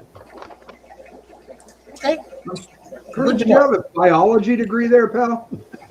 Seriously. Well, Phil's been breeding fish so long, I think he's done a lot of research on it. I do too, but I just haven't. I never really researched the differences between those. Because I never tried to do either of those things yet. But right, I'm gonna try it sometime. I mean, so I'm thinking about starting to do some those little rainbow fish, and I know they get really tiny fry. But it was my channel that I sent you, Jim. Oh, okay. Boiled cabbage is a great way to get paramecium. Yeah. I see people do it with broccoli too. Right. Right. Same family. So it must be something about the crucifers. The cruciferous family. Broccoli, cabbage, probably cauliflower, probably Brussels sprouts, probably any of those. I wonder because they're high in, huh? I was going to say, you can do the same thing. Just put some moss, Christmas moss, Java moss, whatever. Put it in a bucket with water and put the lid on it so it gets no sun and it starts dying. Right. You'll have infusoria everywhere. Right, yeah. Interesting. It does smell different, he says. Oh, yeah. I just happen to suck at culturing live foods other than brine shrimp and green water. So it continues. End up letting everything else crash due to me getting distracted. Yeah. It sounds like me, Richard. Mitchell, I do the same thing. I get distracted. In fact, you weren't. I don't know if you were here for the beginning of the stream, but I get distracted, reaching for my coffee, knock it over, and then knock my water over, and then all over my new equipment here. And it's like, so I had to take off for about 10 minutes. That's funny. Yeah. Did you like the Bigfoot jokes I covered on? Oh, they were funny. Yes, they were, Melvin. Hey, 186. 186. Hey, how you doing? Welcome in. Wow, there's a name I haven't seen in a while. Welcome. Yeah. Yeah, you know, I couldn't grow green water to save my butt. And I started a barrel or a bucket outside, a 5-gallon bucket, you know, fresh water. And I don't even remember if I used aquarium water or not. And I couldn't tell you if I used any dechlor or not. But I cleaned a couple sponge filters in it, made that sludgy mess. And the next thing I know, you know, I've got green water for almost 2 years now. Same bucket. And when I top it off, when I water change the aquarium behind me, I just top that green water bucket off, and my brine shrimp in a bucket's right next door. So I top it off so the salinity stays about the same in the brine shrimp bucket. I've never tried to grow it out like you and Curtis have done it, but I mean, for the bigger cichlids, I bet they'd love that. The larger brine shrimp. Oh yeah. And I, you know, I guess I could feed it to, and I haven't yet. Maybe I will. I'll take some over to Bob and Carol. I'll feed them later today with some. Oh, speaking of Bob and Carol. Okay. I've got those you sent me those females, right? And they're doing great. I thought I sent you a couple. Were they females intentionally? Yeah, because you had a male. Yeah, 2 females, and I mean, yeah, they haven't bred yet. And I was like, everything. Oh, they're so easy to breed. I don't know if it's because they're money back or what. But I got some new fish caves that Fish Nerd made. They're like a terracotta pot with a cave. And that female stays in there all the time now. So I got a feeling that any time now I might be popping up with a bunch of little fry out there. I've got one of those little resin huts with a little hole in the front. You know, it looks like a rock, kind of, that I got from, I don't know, PetSmart. And they come and go, and they do the thing, and they haven't bred in a year. So, and the last time they spawned, they had spawned several times and ate the fry. And the last time they spawned, I siphoned them out, and I put them in one of the Lowell's Fish Lab fry trays. And this goes back a year ago now, and raised them up bigger, then put them in like a 5-gallon tank for a while, and fed them and got them bigger. And they were probably half an inch, 3/4 of an inch. And I sold the whole lot to somebody. And so what would they be, Bob and Carol? Would they be leucistic or actually albino? Because they threw off, the spawn was half and half. You know, half albino looking and half, regular species looking. And I sold the whole lot to somebody. I think maybe, I don't know if it was on one of the auctions or I talked about it, and then they reached out to me afterwards, and I sold them the whole lot. I think 18 little crebensis, so that was a good way to get rid of the whole bunch, because that's the last thing. I've got 2 29-gallon tanks, one that's still got about a dozen, well, they both do, about a dozen of the albinos on one side and about a dozen of the species looking on the other side. And I just got to thin that out. Cool. I would love to get some of those albino fry, though. I mean, I like them. Yeah, I agree. They are, and they're just cool little cichlids. The crebensis, they are really just cool little cichlids. And the species ones that are out there are absolutely gorgeous. The iridescence in the fins, and they're really pretty fish. And the female's belly gets that really rosy red. Yeah, purple. All right. Mine are purple on the albinos. It's all right. Well, it's those two, my albinos also.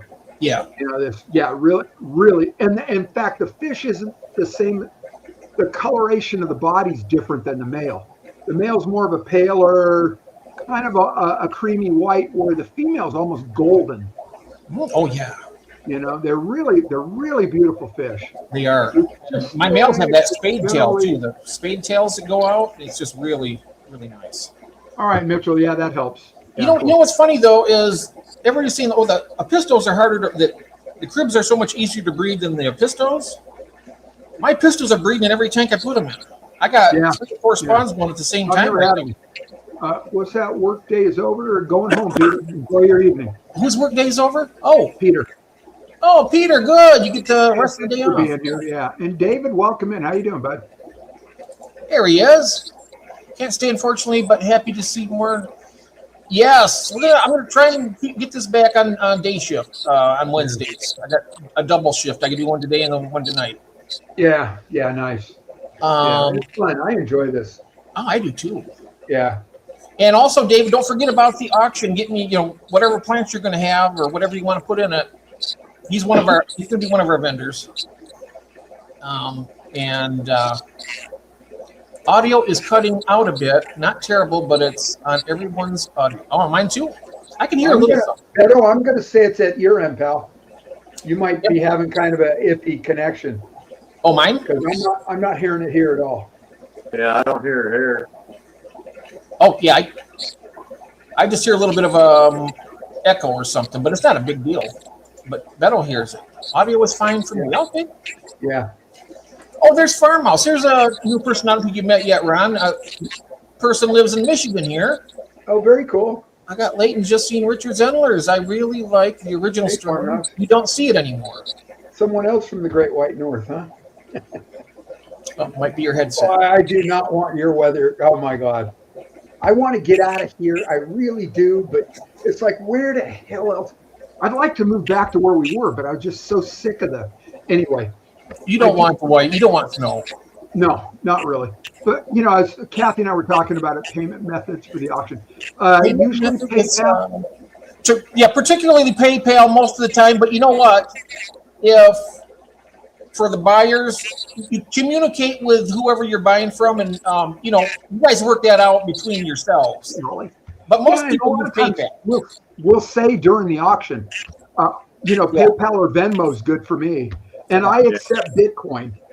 I just take PayPal myself, but that's the only one I know really. Yeah, Hi, Holly, good, the fish lady. Yeah. Yep, she'll be at the auction. Oh, cool. Yeah. April 4th. Good. Nice. Very nice. And with PayPal, always pick the friends and family, because otherwise, the vendor is the one that gets shorted just a little bit. I mean, it's pennies really. But that reminds me, Richard. I got to talk to you about that later about the auction. Okay. I don't want to give away any surprises or anything, but I want to talk to you about that a little bit. Okay. Yeah, Farmhouse. Good to have you here. In Holly. Oh, I did. By the way, I also have to report. I had my first shipping yesterday of the year. Oh, I cool. shipped a trio, a male and 2 female of the Pistogramma cacatoides to a new friend in Wisconsin. I don't know if Jeff, if you're still here, I still have that. I sent them to Sadie. And they should be arriving tomorrow. I sent them on 2-day air, so they should be arriving tomorrow, I think. Concrete jungle. I've been to Florida, I know all about the wet heat. It ain't the heat, it's the humidity. Yeah. Oh, yeah.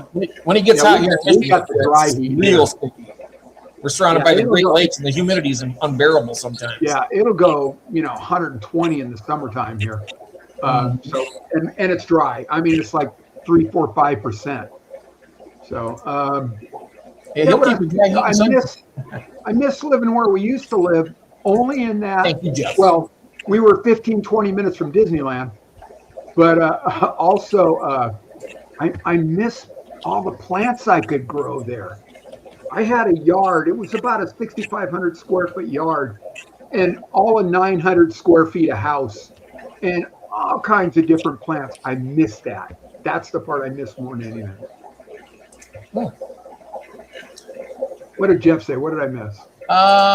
He said thank you, Jeff P. Because he introduced me to Sadie and asked me if I was still working with the Cacatoides, and I said yeah. That's basically one of my main things I'm working on, trying to get as many numbers as possible. And it's going good. Yeah, I get it, Greg. I've been to Louisiana too. I guess see. So I'm in Louisiana. You can't talk to me. Oh, that's right about wet heat. Yeah. Did you see that earlier? He's talking about his southern accent. I said, he could have passed for the lead singer in Leonard Skinner. His voice sounds just like it, doesn't it? I mean, seriously, he does sound like it. Yeah, 92, 12%. That's today, right now. Let's see what we got. Is 92 where you're at right now? 92 in Kansas? We've cooled off a little. Holy cow, we were 103 3 days in a row, 106 3 days in a row. And now it's 93 and 24% humidity. I think it's like 40 out here. Yeah. Wow. I don't know. I lost my phone during that whole thing, and I cannot find it. So you didn't bring it upstairs when you got coffee. I might have, and I might have set it down. I don't know. I set stuff down, guys. I mean, it's like it's a given. I'm going to lose it, and I won't find it until I stop looking for it. I know it'll be the same here, Curtis. Over 100 every day. It gets to the point where, by definition, it is stupid hot. Yeah. I got some new fish. I told you about the tetras I got yesterday. I got some new gold laser cories. Whip, if you want convicts, let me know. I got them. I get you a nice pair of them. A couple pairs. I can give you a whole bunch of them. Feed the doggies. Yeah, all right. Doggies need to be fed. Yeah, he wants convict. I got them. I got some nice ones too. We are all over 100. All summer long. Wow. Uh-oh. Time to feed the doggies. All right, Cecil. Tiffany's in the house. Hi, Tiffany. Welcome. Hi, Tiffany. All of a sudden, everything froze, and I thought, oh, no, this is where I get dropped. Yeah, Tiffany will be on tonight on the evening show. Cool. I'm actually going to jump in with the Wave Fakers this afternoon at 4 o'clock my time. You did what? I'm going to jump in with the Wave Fakers. With Flatbed Mike and who else? Hardwater Nick. Oh yeah. I don't know, Curtis. Are you in that too? Mike sent me an invite yesterday, so sure. Good morning, Gil, mate. How you doing? Hello, Gil. Favorite Australian. There he is. My brother from down under. Yeah, so that's tonight? Yeah. 4 o'clock my time, so what was that, 7 years? 9. No. 4, no, 3 up, 4, 5, 7 o'clock, yeah, tonight. Is that tonight? Yeah. Oh, cool. Yeah. I'll be watching it. Cool. Very cool. You were kind of a fool I can make myself. And you didn't even notice how, well, you're so quiet, Mel. It's hard to. We got to get you back on here, Mel, so we can look at your new tanks when you get them all set up. Oh, yeah. You made it through the winter again. Yeah, we made it. It wasn't an easy winter, really. It was pretty bad. Corridors are worse than what, Tiffany? What did she say? I don't know. You'd be surprised. Corridors are worse. Worse than what? What? I don't know. Can my convicts have albino fries? You know what? They can because, and I'll tell you why, Holly. They have the albino gene because their great grandmother was a pink convict, and right now I get like a small percentage, like maybe 25 to 30% when they have a spawn. And if you breed those pink ones together, you won't have stripes; they'll stay pink. But with the striped ones, you get a variety. Yeah, you'll get some pink ones. And then you got to just select out and line breed those out. Sure, you can leave them together. I mean, they're not going to muddy each other up. They're just gonna You're just going to get both. You're going to get solid stripe and solid pink. I mean, if you want to keep them solid, though, you want to keep them all that way. You get line breeding. Yep. You would need a hell of a lot of Corys to make a meal, Tiffany. Yeah, so I got to get with. I just seen here a little while ago. Whip said he wanted some convicts. Yeah, Whip, I'll take care of you. I got some really nice ones. I can bring you. Beautiful. SC Catahoulous. Okay, you let me know. All right. Yeah, all you got to do is pick the spines out. You know, like get the dorsal fin out of there and the pectoral fins. And it's a catfish. Catfish are good to eat. You know. Well, that's what she's saying there. And this is something I found out. I never realized that Corydoras were so predaceous. I mean, they eat. They're little predators, I tell you. They can be, yeah. I mean, I had those Medaka rice fish in there and fry, and they were fast up near the top, and they were all gone within like one day. Yeah. Oh, look at this. Javon M. Hello, everyone. I'm from Chicago, just getting back into the hobby after 9 years. Been lurking for about 2 weeks. We've been here for about 2 weeks. You're right on time. I just wanted to say I enjoy your live and keep it up. Keep up. Yeah. Hey, thank you very much. Oh, there he is, Javon. Yeah. Yeah. This is Jeff's channel there. Yeah. Welcome in. Very cool. God, you know, when we moved here in December 22, so we've been out here a little over 3 years now. I had been out of the hobby for, oh my God, 30 plus years or more. And I had all kinds of tanks, gave them all away to the Westminster Boys and Girls Club. They were thrilled to get them. There's one I really miss. I had a 60-gallon long. It had that big, thick plastic faux wood frame going around the top and bottom, you know, and 6 foot long, 72 inches. And it was only, God, I don't know, maybe 16 inches tall, 12 inches deep. But what a cool tank. I wish I still had that. So, I'm going to put them in my tanks. I got plenty of Corys to eat scuds. Oh, that's great. Because they kind of rustle around in the sand and probably uproot them.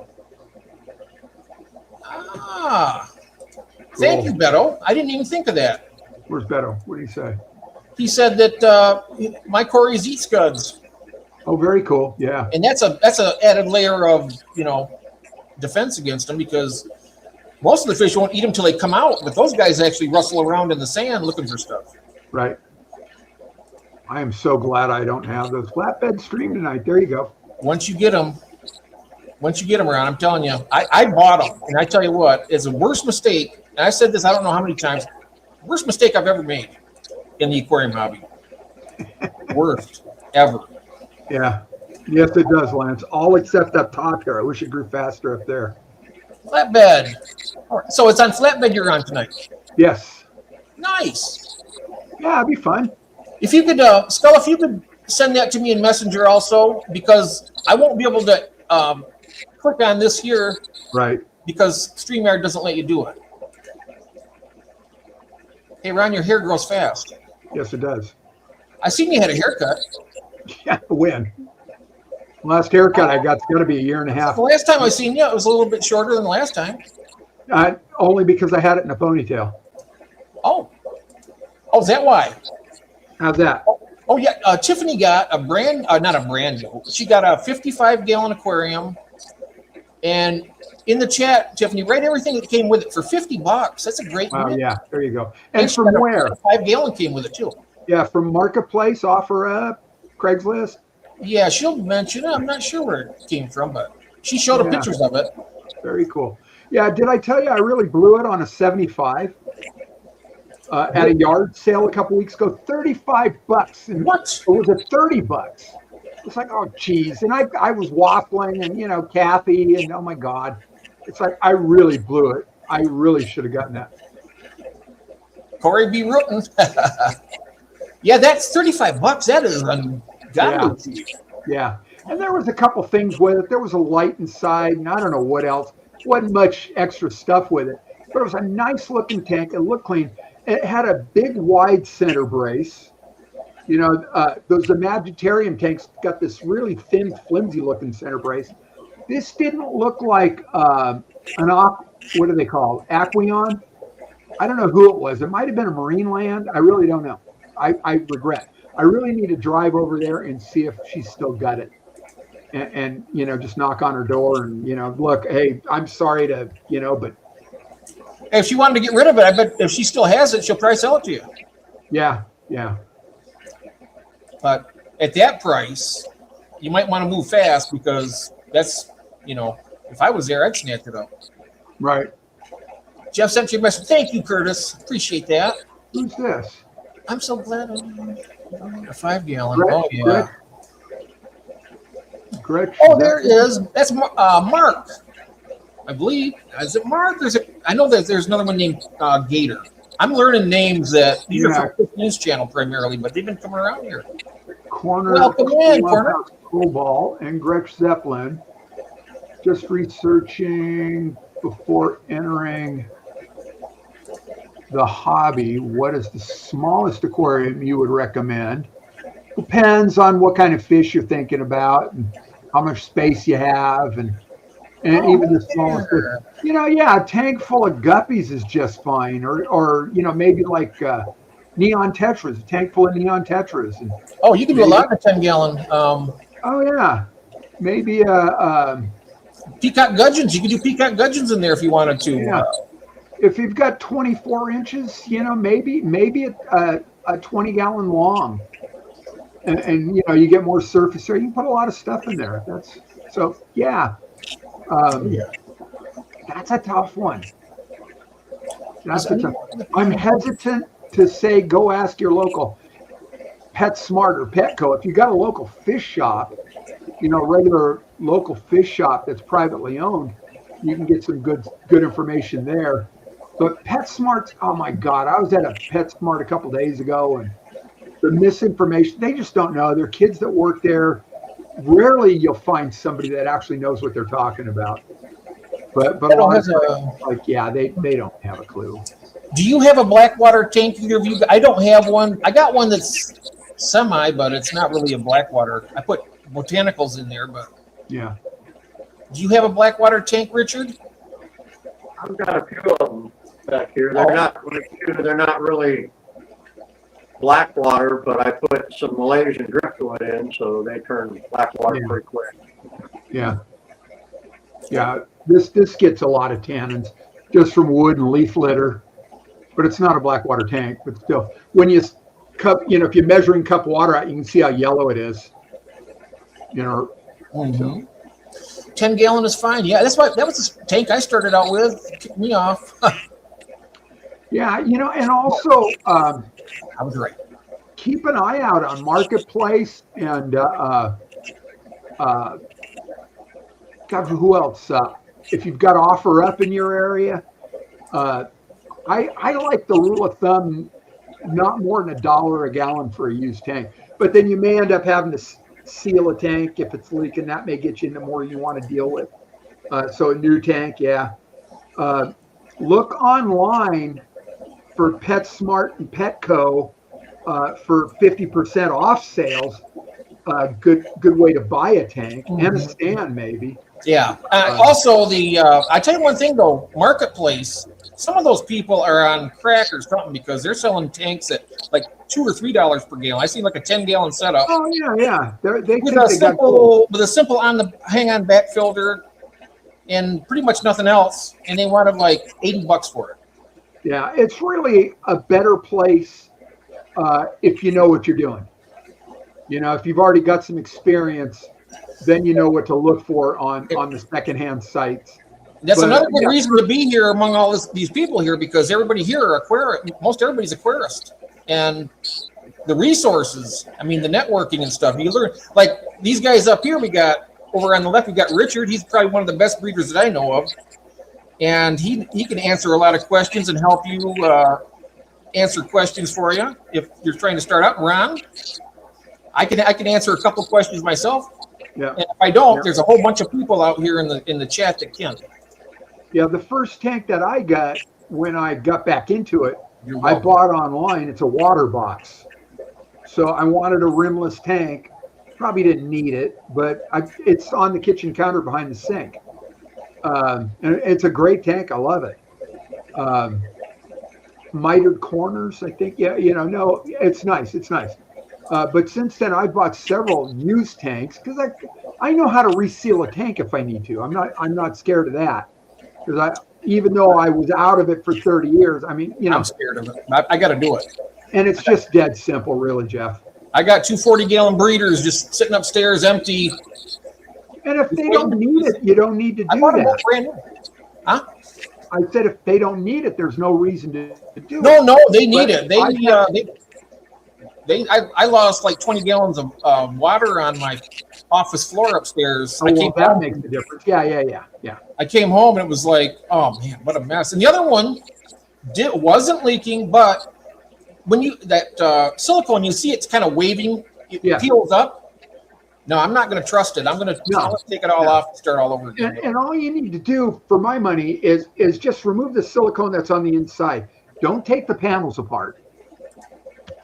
Right? Just remove the overlap silicone that's on the inside between all the panels, right? And then tape it, run silicone. Now, I am not an advocate of the GE silicone because the MSDS sheets, the material safety data sheets, or the instructions somewhere, they really suggest not to be submerged for long periods of time.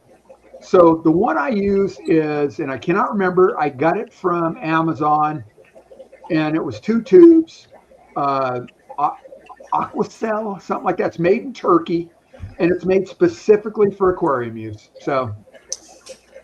Gretch, usually the bigger the aquarium, the easier it is to keep a stable parameter. Just usually the bigger is the better for that. But 10 gallon, you should be able to maintain that as long as you don't have it too heavily stocked. It stays pretty stable. And live plants, even just easy to use, easy to grow floating live plants like hornwort or guppy grass. That'll help keep the water clean. Yeah. There's lots of one is actually almost the same price as regular aquarium silicone. Okay. Mm-hmm. Yeah. And if I don't know if are you new to the hobby, or are you just getting back? Did he say he was getting back into it? He or she? Somebody did. I don't know if it was Gretch or somebody said. Oh, I love the rat fin. God, I remember those. Wow. If you are new to the hobby and you have a friend that keeps aquariums already. See if you can get like one of their dirty, or like a sponge filter that's being used, and use that in your new tank, and that'll get you kicked off in a much better, stronger position, because that'll give you your beneficial bacteria right off the get. And then you can put, you have to have fish in there. You don't want that bacteria to die, so you got to make sure you have fish in there to keep it alive. Right. 55s are the most common ones to break, in my opinion. Oh. Your first tank was a 29. That was my second tank. My first. Yeah. My first was a 25. No, 26. It was a 26-gallon show, and it was the metal frame. The old metal frame. Now, the silicone I've been getting is Selsil, S-E-L-S-I-L, aquarium silicone from Amazon, and it's 2 tubes for $22. It's gone up. So that's the stuff I've been getting, Mitchell. Oh, well, 125 is it's out of my reach. I know that. Those are $1,000 brand new. $500 with a 50%. Well, unless you can find a good one used, Yeah. I found a 180, a 8-foot 180 for $300. Wow. In Michigan here, but those things are heavy, and I have to hire a crew to help me to get it and whatnot, but I don't have the money for it anyway. But even if I did, I'd need like 6 or 8 people to carry this. Oh yeah, Gretch is in British Columbia. Oh, British Columbia, okay. Yeah, beautiful British Columbia, and it is. And Andy Stokes is not British Columbia; he's in Vancouver. And that's over in the West Columbia. That's British Columbia. I'm sorry. Unless it's Vancouver, Washington. But there's Vancouver's British Columbia. Vancouver, Canada. Yeah, Andy Stokes is in Vancouver, Canada, so I would assume.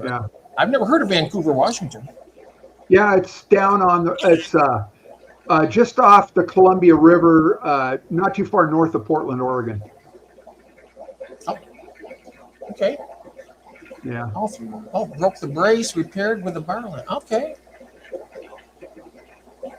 Oh, I took the panels apart. Oh, wow. ASI American Sealants Incorporated. All right. Yeah. So I know we've all got our favorites. Yeah. My 5-year-old Eham died. Oh, really? Is that's a canister type filter, I'm guessing? That's a heater, I think. The Eheim heater. Oh, all right. So I know they make canisters too. The wires unspooled inside. Oh, yeah, heater glass. Yeah, got it. Right. Read on. Oh, wow. Turning your 55 into a low boy. That's interesting too, because it's, yeah, that's cool. That would make a great shell dweller tank right there. 55 low boy like that. Yeah. Because you got all that real estate on the bottom. Nowadays, GE Silicon one is actually most same price as regular aquarium silicon. Yeah. Okay. That's what I'm going to have to get a couple too. How much do you think you'd need for like a 40 gallon if you're probably 1, 2? But that stuff I buy comes a pair of tubes. Oh, okay. So that'd probably be enough for a 40 gallon tank. Oh yeah.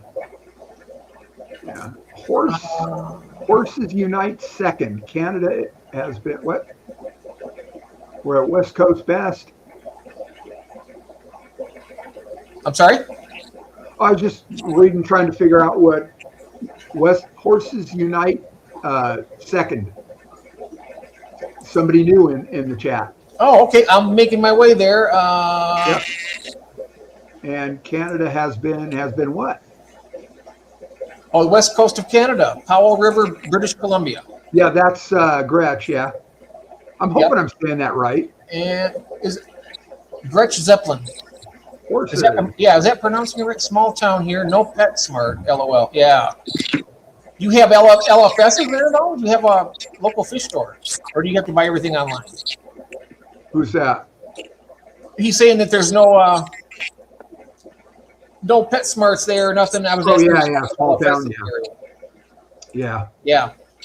So you got to shop online.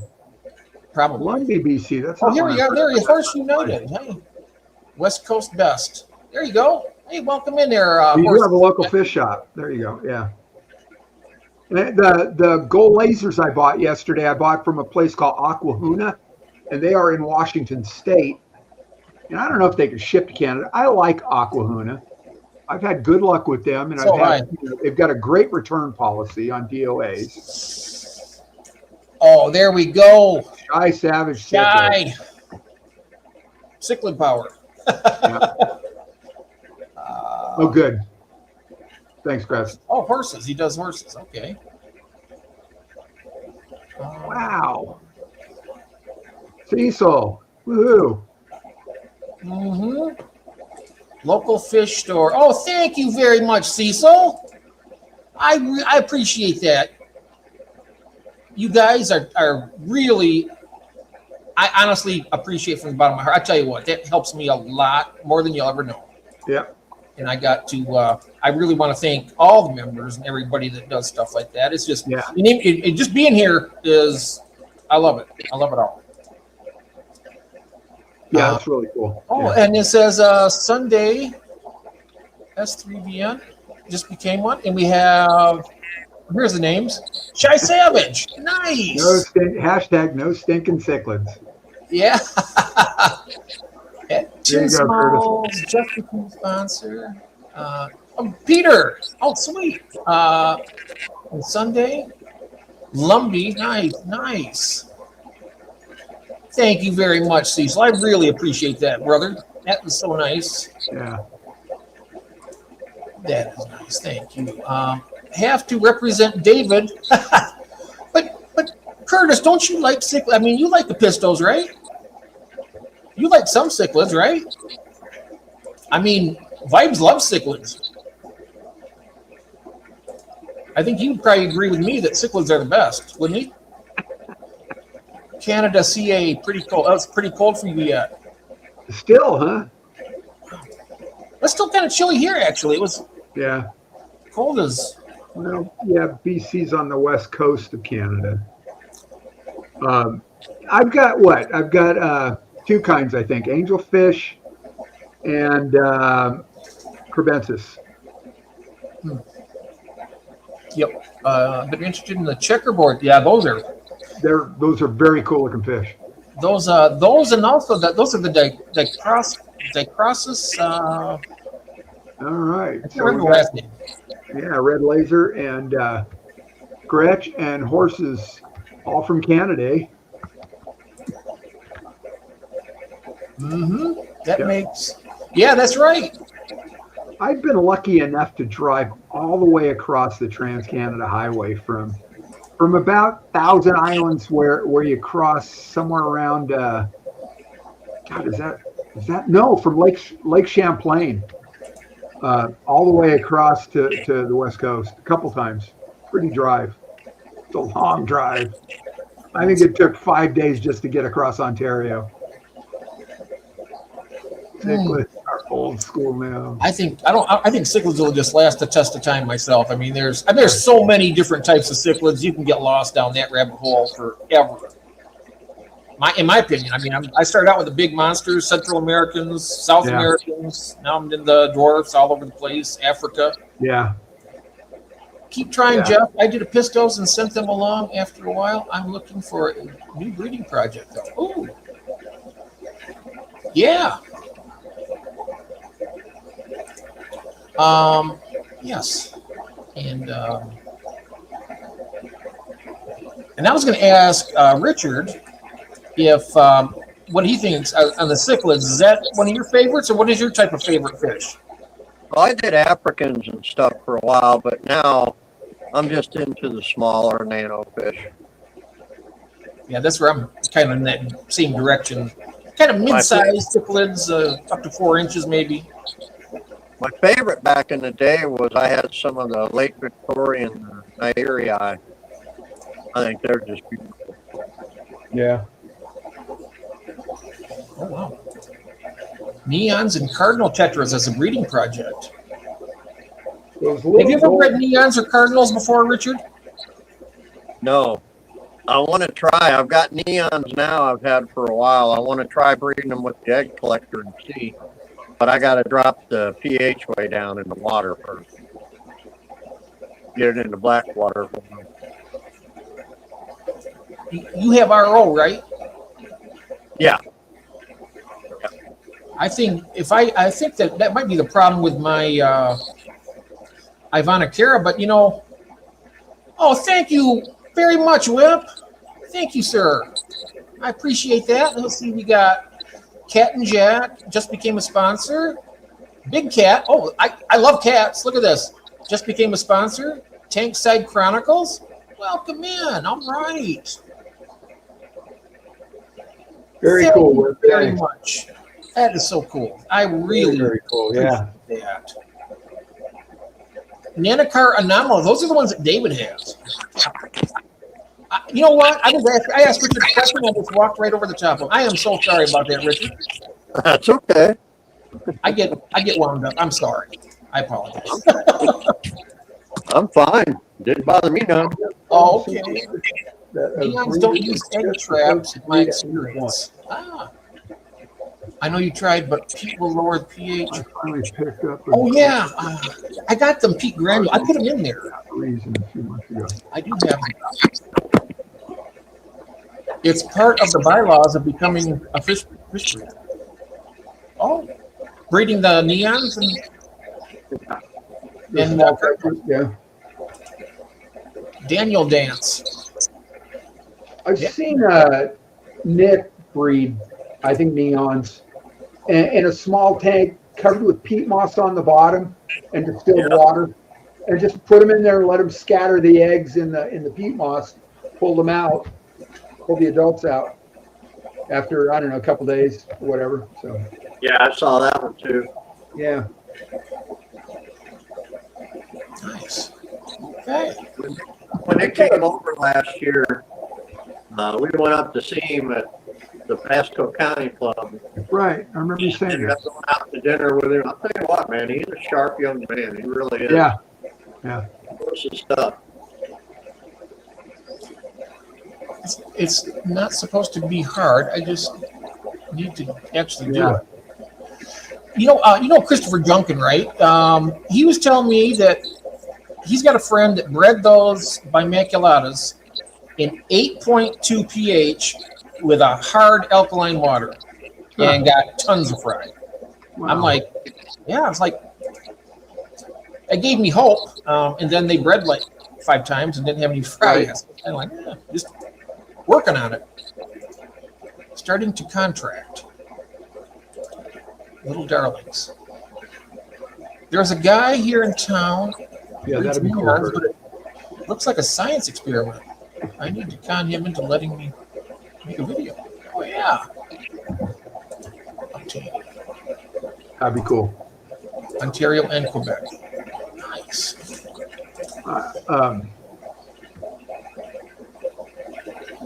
I was going to originally try to get out some of my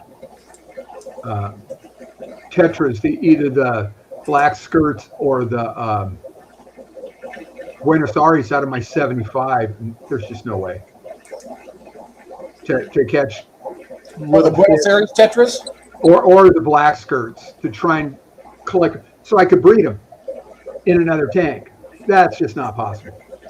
I'd have to put like a fish trap in there and see if I can catch them out that way, because they are lightning. Yeah, I look forward to seeing you back, Gretch. But wouldn't they in the automatic egg collector? I mean, if they're dropping eggs in there and to pull them up, In the 75, I guess, yeah, but they weren't. Oh. So, and again, what I was saying to Richard earlier, I think maybe it might be seasonal. So maybe, I don't know, because I don't know. So I've got that other one, that other egg collector that I made out of one of the black takeout trays, those black plastic Chinese takeout things with that, what is it, the needle point or cross stitch on top of it. Greg Zeppelin, thank you. And a hose going up to a fluval breeding box. And so they, you know, and I had stuff, oh God, what did I have? I don't remember. I ended up with some Christmas moss on top of it, and I sort of zip tied it in place, and it managed to work its way out. I think I stuffed some suassatang in there too, same. So, you know, there's no reason for them to spawn over it unless I can get some plant material over that, I guess. So Here's what Skull says. I use the egg collector in a 10-gallon with only the fish I want to breed in there. So nothing else, no plecos or nothing, right? I think that's the key. Yeah. And that's what I was trying to do, but there's no way to catch those fish out of a 75. I'm sorry, Richard, I cut you off. No, I was just going to say that's like me with the CPDs. I just have the sand and then the egg collector, basically. Yeah. No plants or anything else for them to lay the eggs on. Right. You know what I seen, Richard? I don't know if you've seen this or not, but there's a guy named AAA Aquatics on YouTube. Yeah, he does those pseudomagills, and all he has in the tank are the pseudomagills and a sponge filter. Mm-hmm. And he takes that sponge filter out and puts it in his breeder or in his fluval breeder box. Yeah. And he ends up with a ton of them, and he puts the sponge filter back in there after they hatch. So wait, they're laying their eggs on, they're scraping them off on the sponge? He's just taking that sponge filter out and putting it right in that, and they're all in there, and they're in the sponge filter. It's the aquarium co-op, the real coarse ones. Oh, Yeah. Okay. So they're getting stuck into it. Yeah, to them it's probably similar to a plant or moss because it's so coarse. But yeah, he's a nice guy. He's on the east coast of Florida. I've met him a couple of times. Okay. And I seen that. I was like, wow, that's a really cool way of doing it. I mean, if that's the only place they got to lay the eggs on, I mean, and that filter will suck them on in there, so maybe they'll protect them from getting eaten or something too. Yeah, see, like my Gertrudii, Gertrudii don't, at least mine don't seem to want to breed in spawning mops that are floating, but they'll breed in spawning mops on the floor, on the bottom. Right. And like, last year I gave Eduardo, he came over to the house and I gave him a big piece of Java fern out of the 40 breeder I had him in. And he ended up with 16 fry popped out of it. So they were laying on that Java fern root too. Oh, very cool. Yeah, yeah. Yeah, if you can't tell if the water's cloudy or not because of the black background, nothing to worry about. Yep. I'll be honest though, I have one tank that's painted black, and I know people it's popular, I know that, but for one thing, I got two week of lights, but that black background, I painted the sides black too, but it sucks all the light. It's just a dark, dingy tank. One of those first 40 breeders I got, one of the used ones, Kathy had this aerosol, paint, and it spatters. And it was like a gray spatter, and she used it to make these like headstones for Halloween, give it kind of a stone texture. So I sort of spattered the whole back of the tank with that. Then I covered it with black, and it makes it look kind of like a like stonish, whatever. It's very cool. I like it, but it's not solid black. And then the sides are not painted on mine, so I'll put up a short video and I'll tag you guys on it. You can see yeah, that'd be great. And yeah, Melvin, lightning fast. No kidding, huh? Wow. Yeah, I'm wondering about that. Yeah, it seems like, because they probably would. I mean, if you got the sponge, I mean, they're big enough. Even the largest Fubo and the smallest aquarium co-op filter, I think that touches sides on both of it. Oh, interesting. So it might trap some of them pseudomugills. I've got the aquarium co-op pre-filters, the really coarse pre-filters, and the little neocaradinas right in and through, I find them in my hang-on filters. Better numbers with the mop. Yep. I got lots of mops. I use those for my killifish when I had them. I had hundreds. I got to get more killifish. Yeah. I had so much good luck with them, and I just was stupid. Fish dreams. Hey, I've got fish dreams. I've got mops with my Medaka rice fish out there. Never eggs in it. I think they're just scraping their eggs off on the plants. Oh, could be. Fish Dreams is here. Welcome in. George. Huh? Fish Dreams is here. And George Aquaballs. Hey, George. Yeah. How are you, George? Welcome in. Who was that red laser with the glow light tetra for the icon, for the avatar there? I like those. I've only got a couple left. I had some in my little 12-inch cube, and I really like those. If I could find some more, they haven't had those that smart. That's not a glowfish, though, is it? That's a no. It's called the glow light tetra. They're kind of silvery with the orange, the kind of like an iridescent orange band down both sides. Is that a glow light tetra? It doesn't. Yeah, that looks like a glow light tetra. Okay. The glow lights I've seen have a really bright orange stripe, and that looks like a purplish colored fish. Picture, but okay. All right. A red laser tetra, really? Red laser tetra. You're not making that up, are you? Sorry, kidding. Oh yeah, I'm way behind again. Look at this. This thing is moving so fast here. I'm clicking on it. You got a fast chat. That's cool. Sure. Yeah, the coarse sponge. Well, what was that from Mitchell? Yeah, the coarse sponge will let way too many small things through. Yeah, or get pulled deep into the sponge. Yeah, yes. Yeah. I can't tell you how many little neocaradinas. I think from this tank here, I got one of the coarse sponges on it.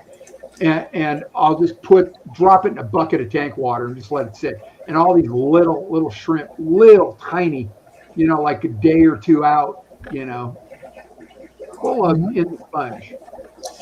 Red, do you have any red laser tetras right now that you're keeping?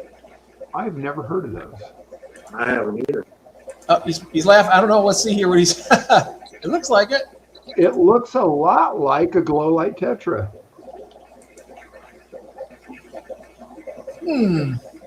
I'll tell you. Hey, Sonny G's here. Hi there. Those look a lot like, let me back to, hey, Sonny. Good to see you. I think those are probably fast becoming my favorite group of fish are the tetras. I'm kind of like getting into the barbs a little bit. I kind of like some of the barbs that were. Yeah. I like to get some of them black ruby barbs. Those are beautiful. Yeah. And I like them because they're not quite as nippy as those tiger barbs, from what I've been told. Have you ever had the black ruby barbs before, Richard? No. I'm trying to think who has. I know Jeff. I think Jeff's brother, Jeff Kane. Got my spider plant on the top of my coin. Oh, nice! And then Stubbs does a lot of barbs. Oh yeah, he's a barbaholic.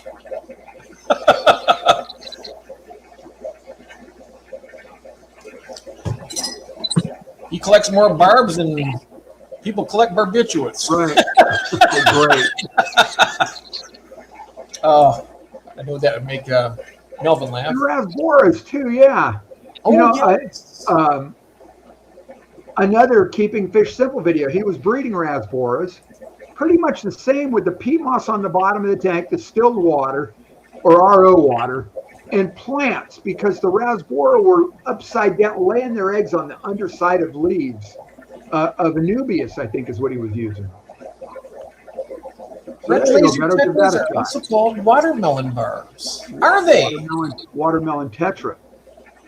It went further down. Sorry, watermelon tetra. Oh, okay. I'm way behind. There we go. Sorry about that. I'm just like 9 years behind everybody else. No, it's going fast, yeah. Story of my. It is going fast, isn't it? I'm running right along here. So that's it. The rosy barbs I got from David are colored up beautifully. Oh yeah.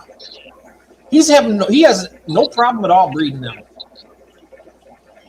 He said he can have as many of those as he wants, and then some. Rosy barbs.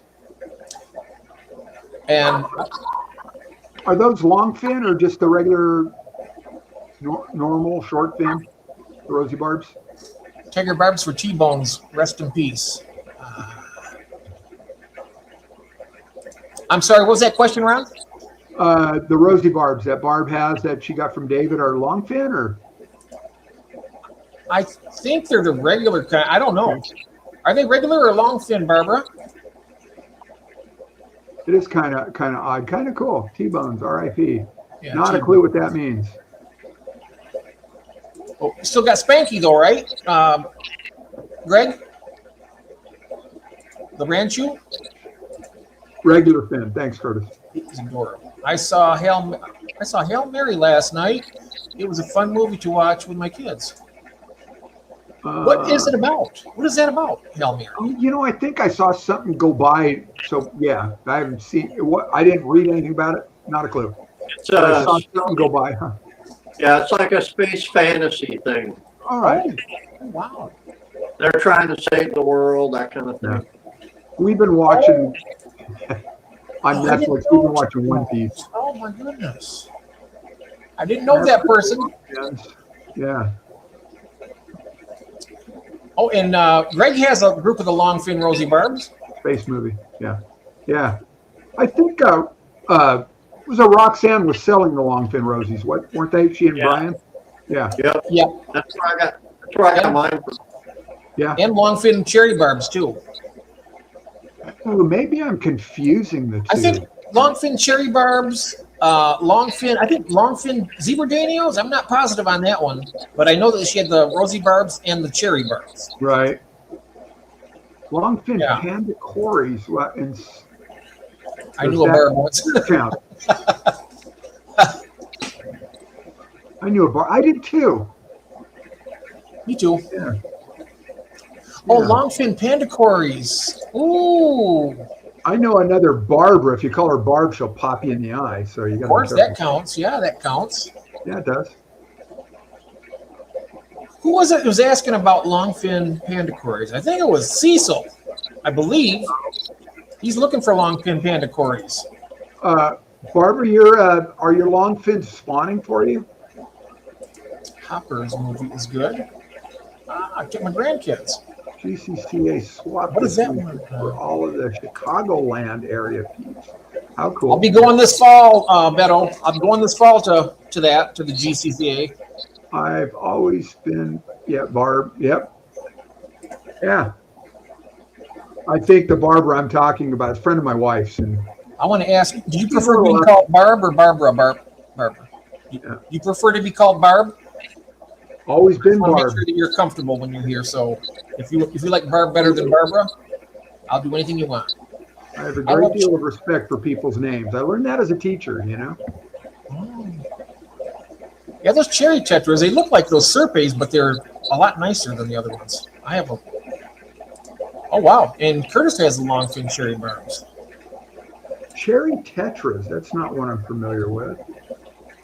Cherry tetra? Cherry barb. So, Barb, did you hear me? Are your long-fin pandas... Oh, there we go. Might be breeding, but I think they've been breeding. All right. I don't know if you heard. I don't know if you're here yet. I was talking about my regular pandacories, and they're spawning constantly, and they're in a 20-gallon standard. And I started with Aqua Clear 50 on one end of the tank because I've got them in long ways on a rack. So I put it on one end of the tank, and then I dropped either 3 or 4 spawning mops down to the bottom of the tank. Yeah. Take the corks out and put a rock on them if you need to on one end. And they've just been spawning regularly for me. And my water parameters, my pH is 7.6, 7.7, something like that. It's off the scale for the regular pH for the who's the water test kit, the real popular water test kit, the brand API. So it's got a higher pH. But yours your panda cories, they laid, and you lifted up the mop and there's a lot of little babies under there, right? They lay in the mops so they don't predate on the eggs because they probably can't find them.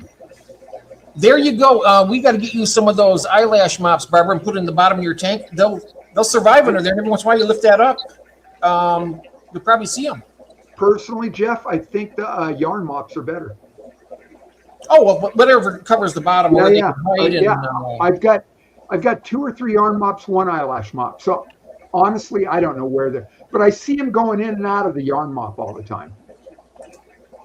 Yeah, my albino. If I don't pull the eggs, my albinos eat them every time. I've never had them hatch in the tank. Barbara or Barb? I used to hate Babs. Oh, I won't call you Babs.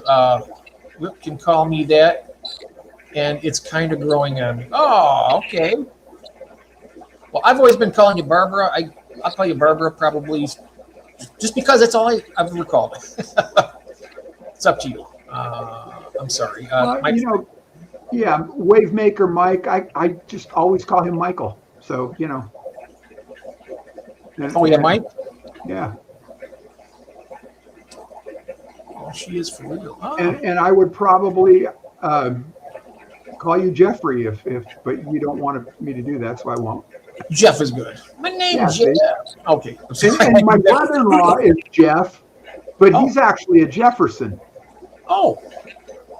My full name is Jeffrey, R-E-Y. Jeffrey Scott. Yeah. That's great. Whenever my dad or mom said Jeffrey Scott, you knew that you either had to run for the away from. Yeah, go cut me a switch. Oh yeah, there's that willow tree over there. Now you go give me that long one that's hanging down there. If you didn't do it, you got the belt. You guys can call me Babs. I don't mind. Okay. I won't do that. My wife's boss. I'm sorry? Personalized a parking spot for my wife. Oh. He knows that she's a big Disney fan. He has given her some really nice Disney stuff. Because he and his late wife, they used to go frequently. She was like a total Disney fan. But he put this, I don't know if you can see that. Beware hitchhiking ghosts. Yeah. Oh. So that's a reference to the Haunted Mansion at Disneyland. And so that's Kathy's spot. So that's funny. So yeah, he's been really Richard, what day are you really into Kentucky? I'm sorry. I think we've got it set for Wednesday or Thursday. We're rolling into Kentucky. I think it's Wednesday is the first night we got no open. When is that, Richard? In June. All right, yeah. Oh, okay. Kentucky. That's the Bluegrass Bash. Yeah. I think that's going to seems to be a hot spot for a lot of people. Yeah. If I can just make it through the summer, I'm going to be part of a lot of these different things going on. But I just got to bide my time and get there. Right. The link is way back in the chat. So, and yes, Melvin is a very polite guy. Okay. Nice. And yeah, Curtis, do you have the link accessible? Can you put it back in the chat again, please? Oh yeah. And that's at 7 o'clock Eastern Standard Time, or 8 o'clock For what? for your stream tonight. Oh no, it was for. I'm sorry, it was for the bluegrass thing. Oh, I was talking about somebody said about going to your stream tonight. I thought you were talking about that. Oh, That's Peter's what, back. Hey, welcome back, Peter. I'll be there Wednesday Yeah, night with Cheryl and Todd. It'll be 7 Eastern. It's 4 Pacific. So, and they're in Central Time. Flatbed Mike's in Central. And so Nathan says we're moving on up. Jefferson's. Oh yeah, that was a good show. Is Mousy not at 1,000 yet? No, she is working her way, and she's working hard. So I put her on there. Yeah. And I'm catching up to you, Jeff. I tell you something, she's just such a nice young lady. I mean, she's really, really nice. And any little way to help her out, I'll try and do what I can. Yeah. Thanks for the link, Curtis. Oh, yes. And thanks for the link, Curtis. Mm-hmm. Yes, thank you very much. Yeah. I sent it to you. Oh, he sent it to you on Messenger as well, Ron. I appreciate it. Yeah. Nice. I don't think that's something I can pull off, though, as much as I'd like to. All right. I just You got to have a positive attitude. You can do it. Thank you, Barbara. Yeah, I think it's just a matter of funds right now. We're picking and choosing,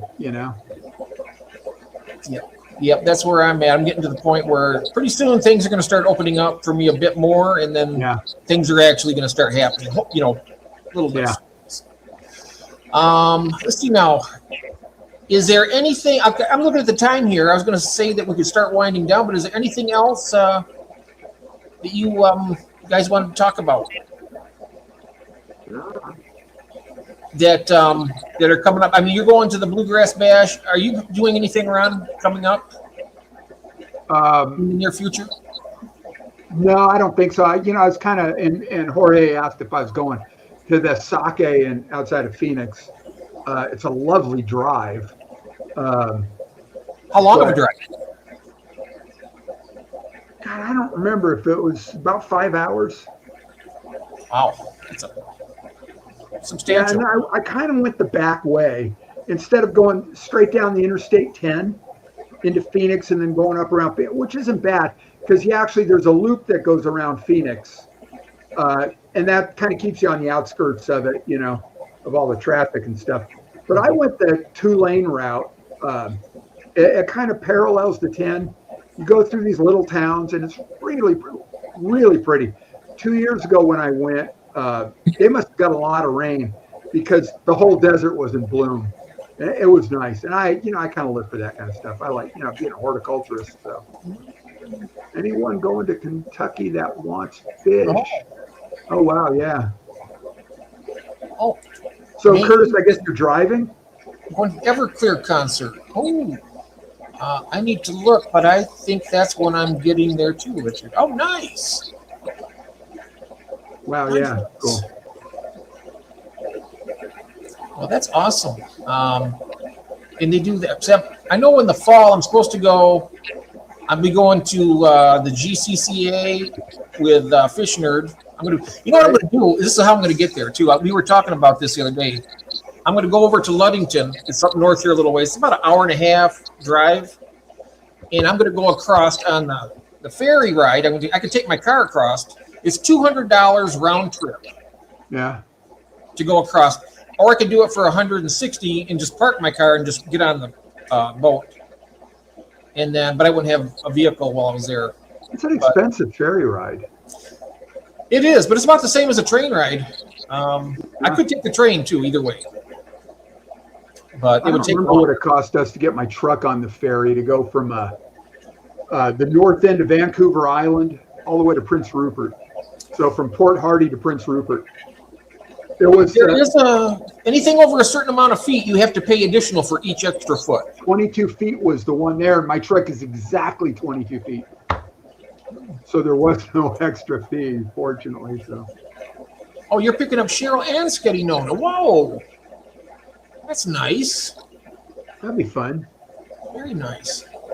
Whip is in the same place. I thought she lived in Texas.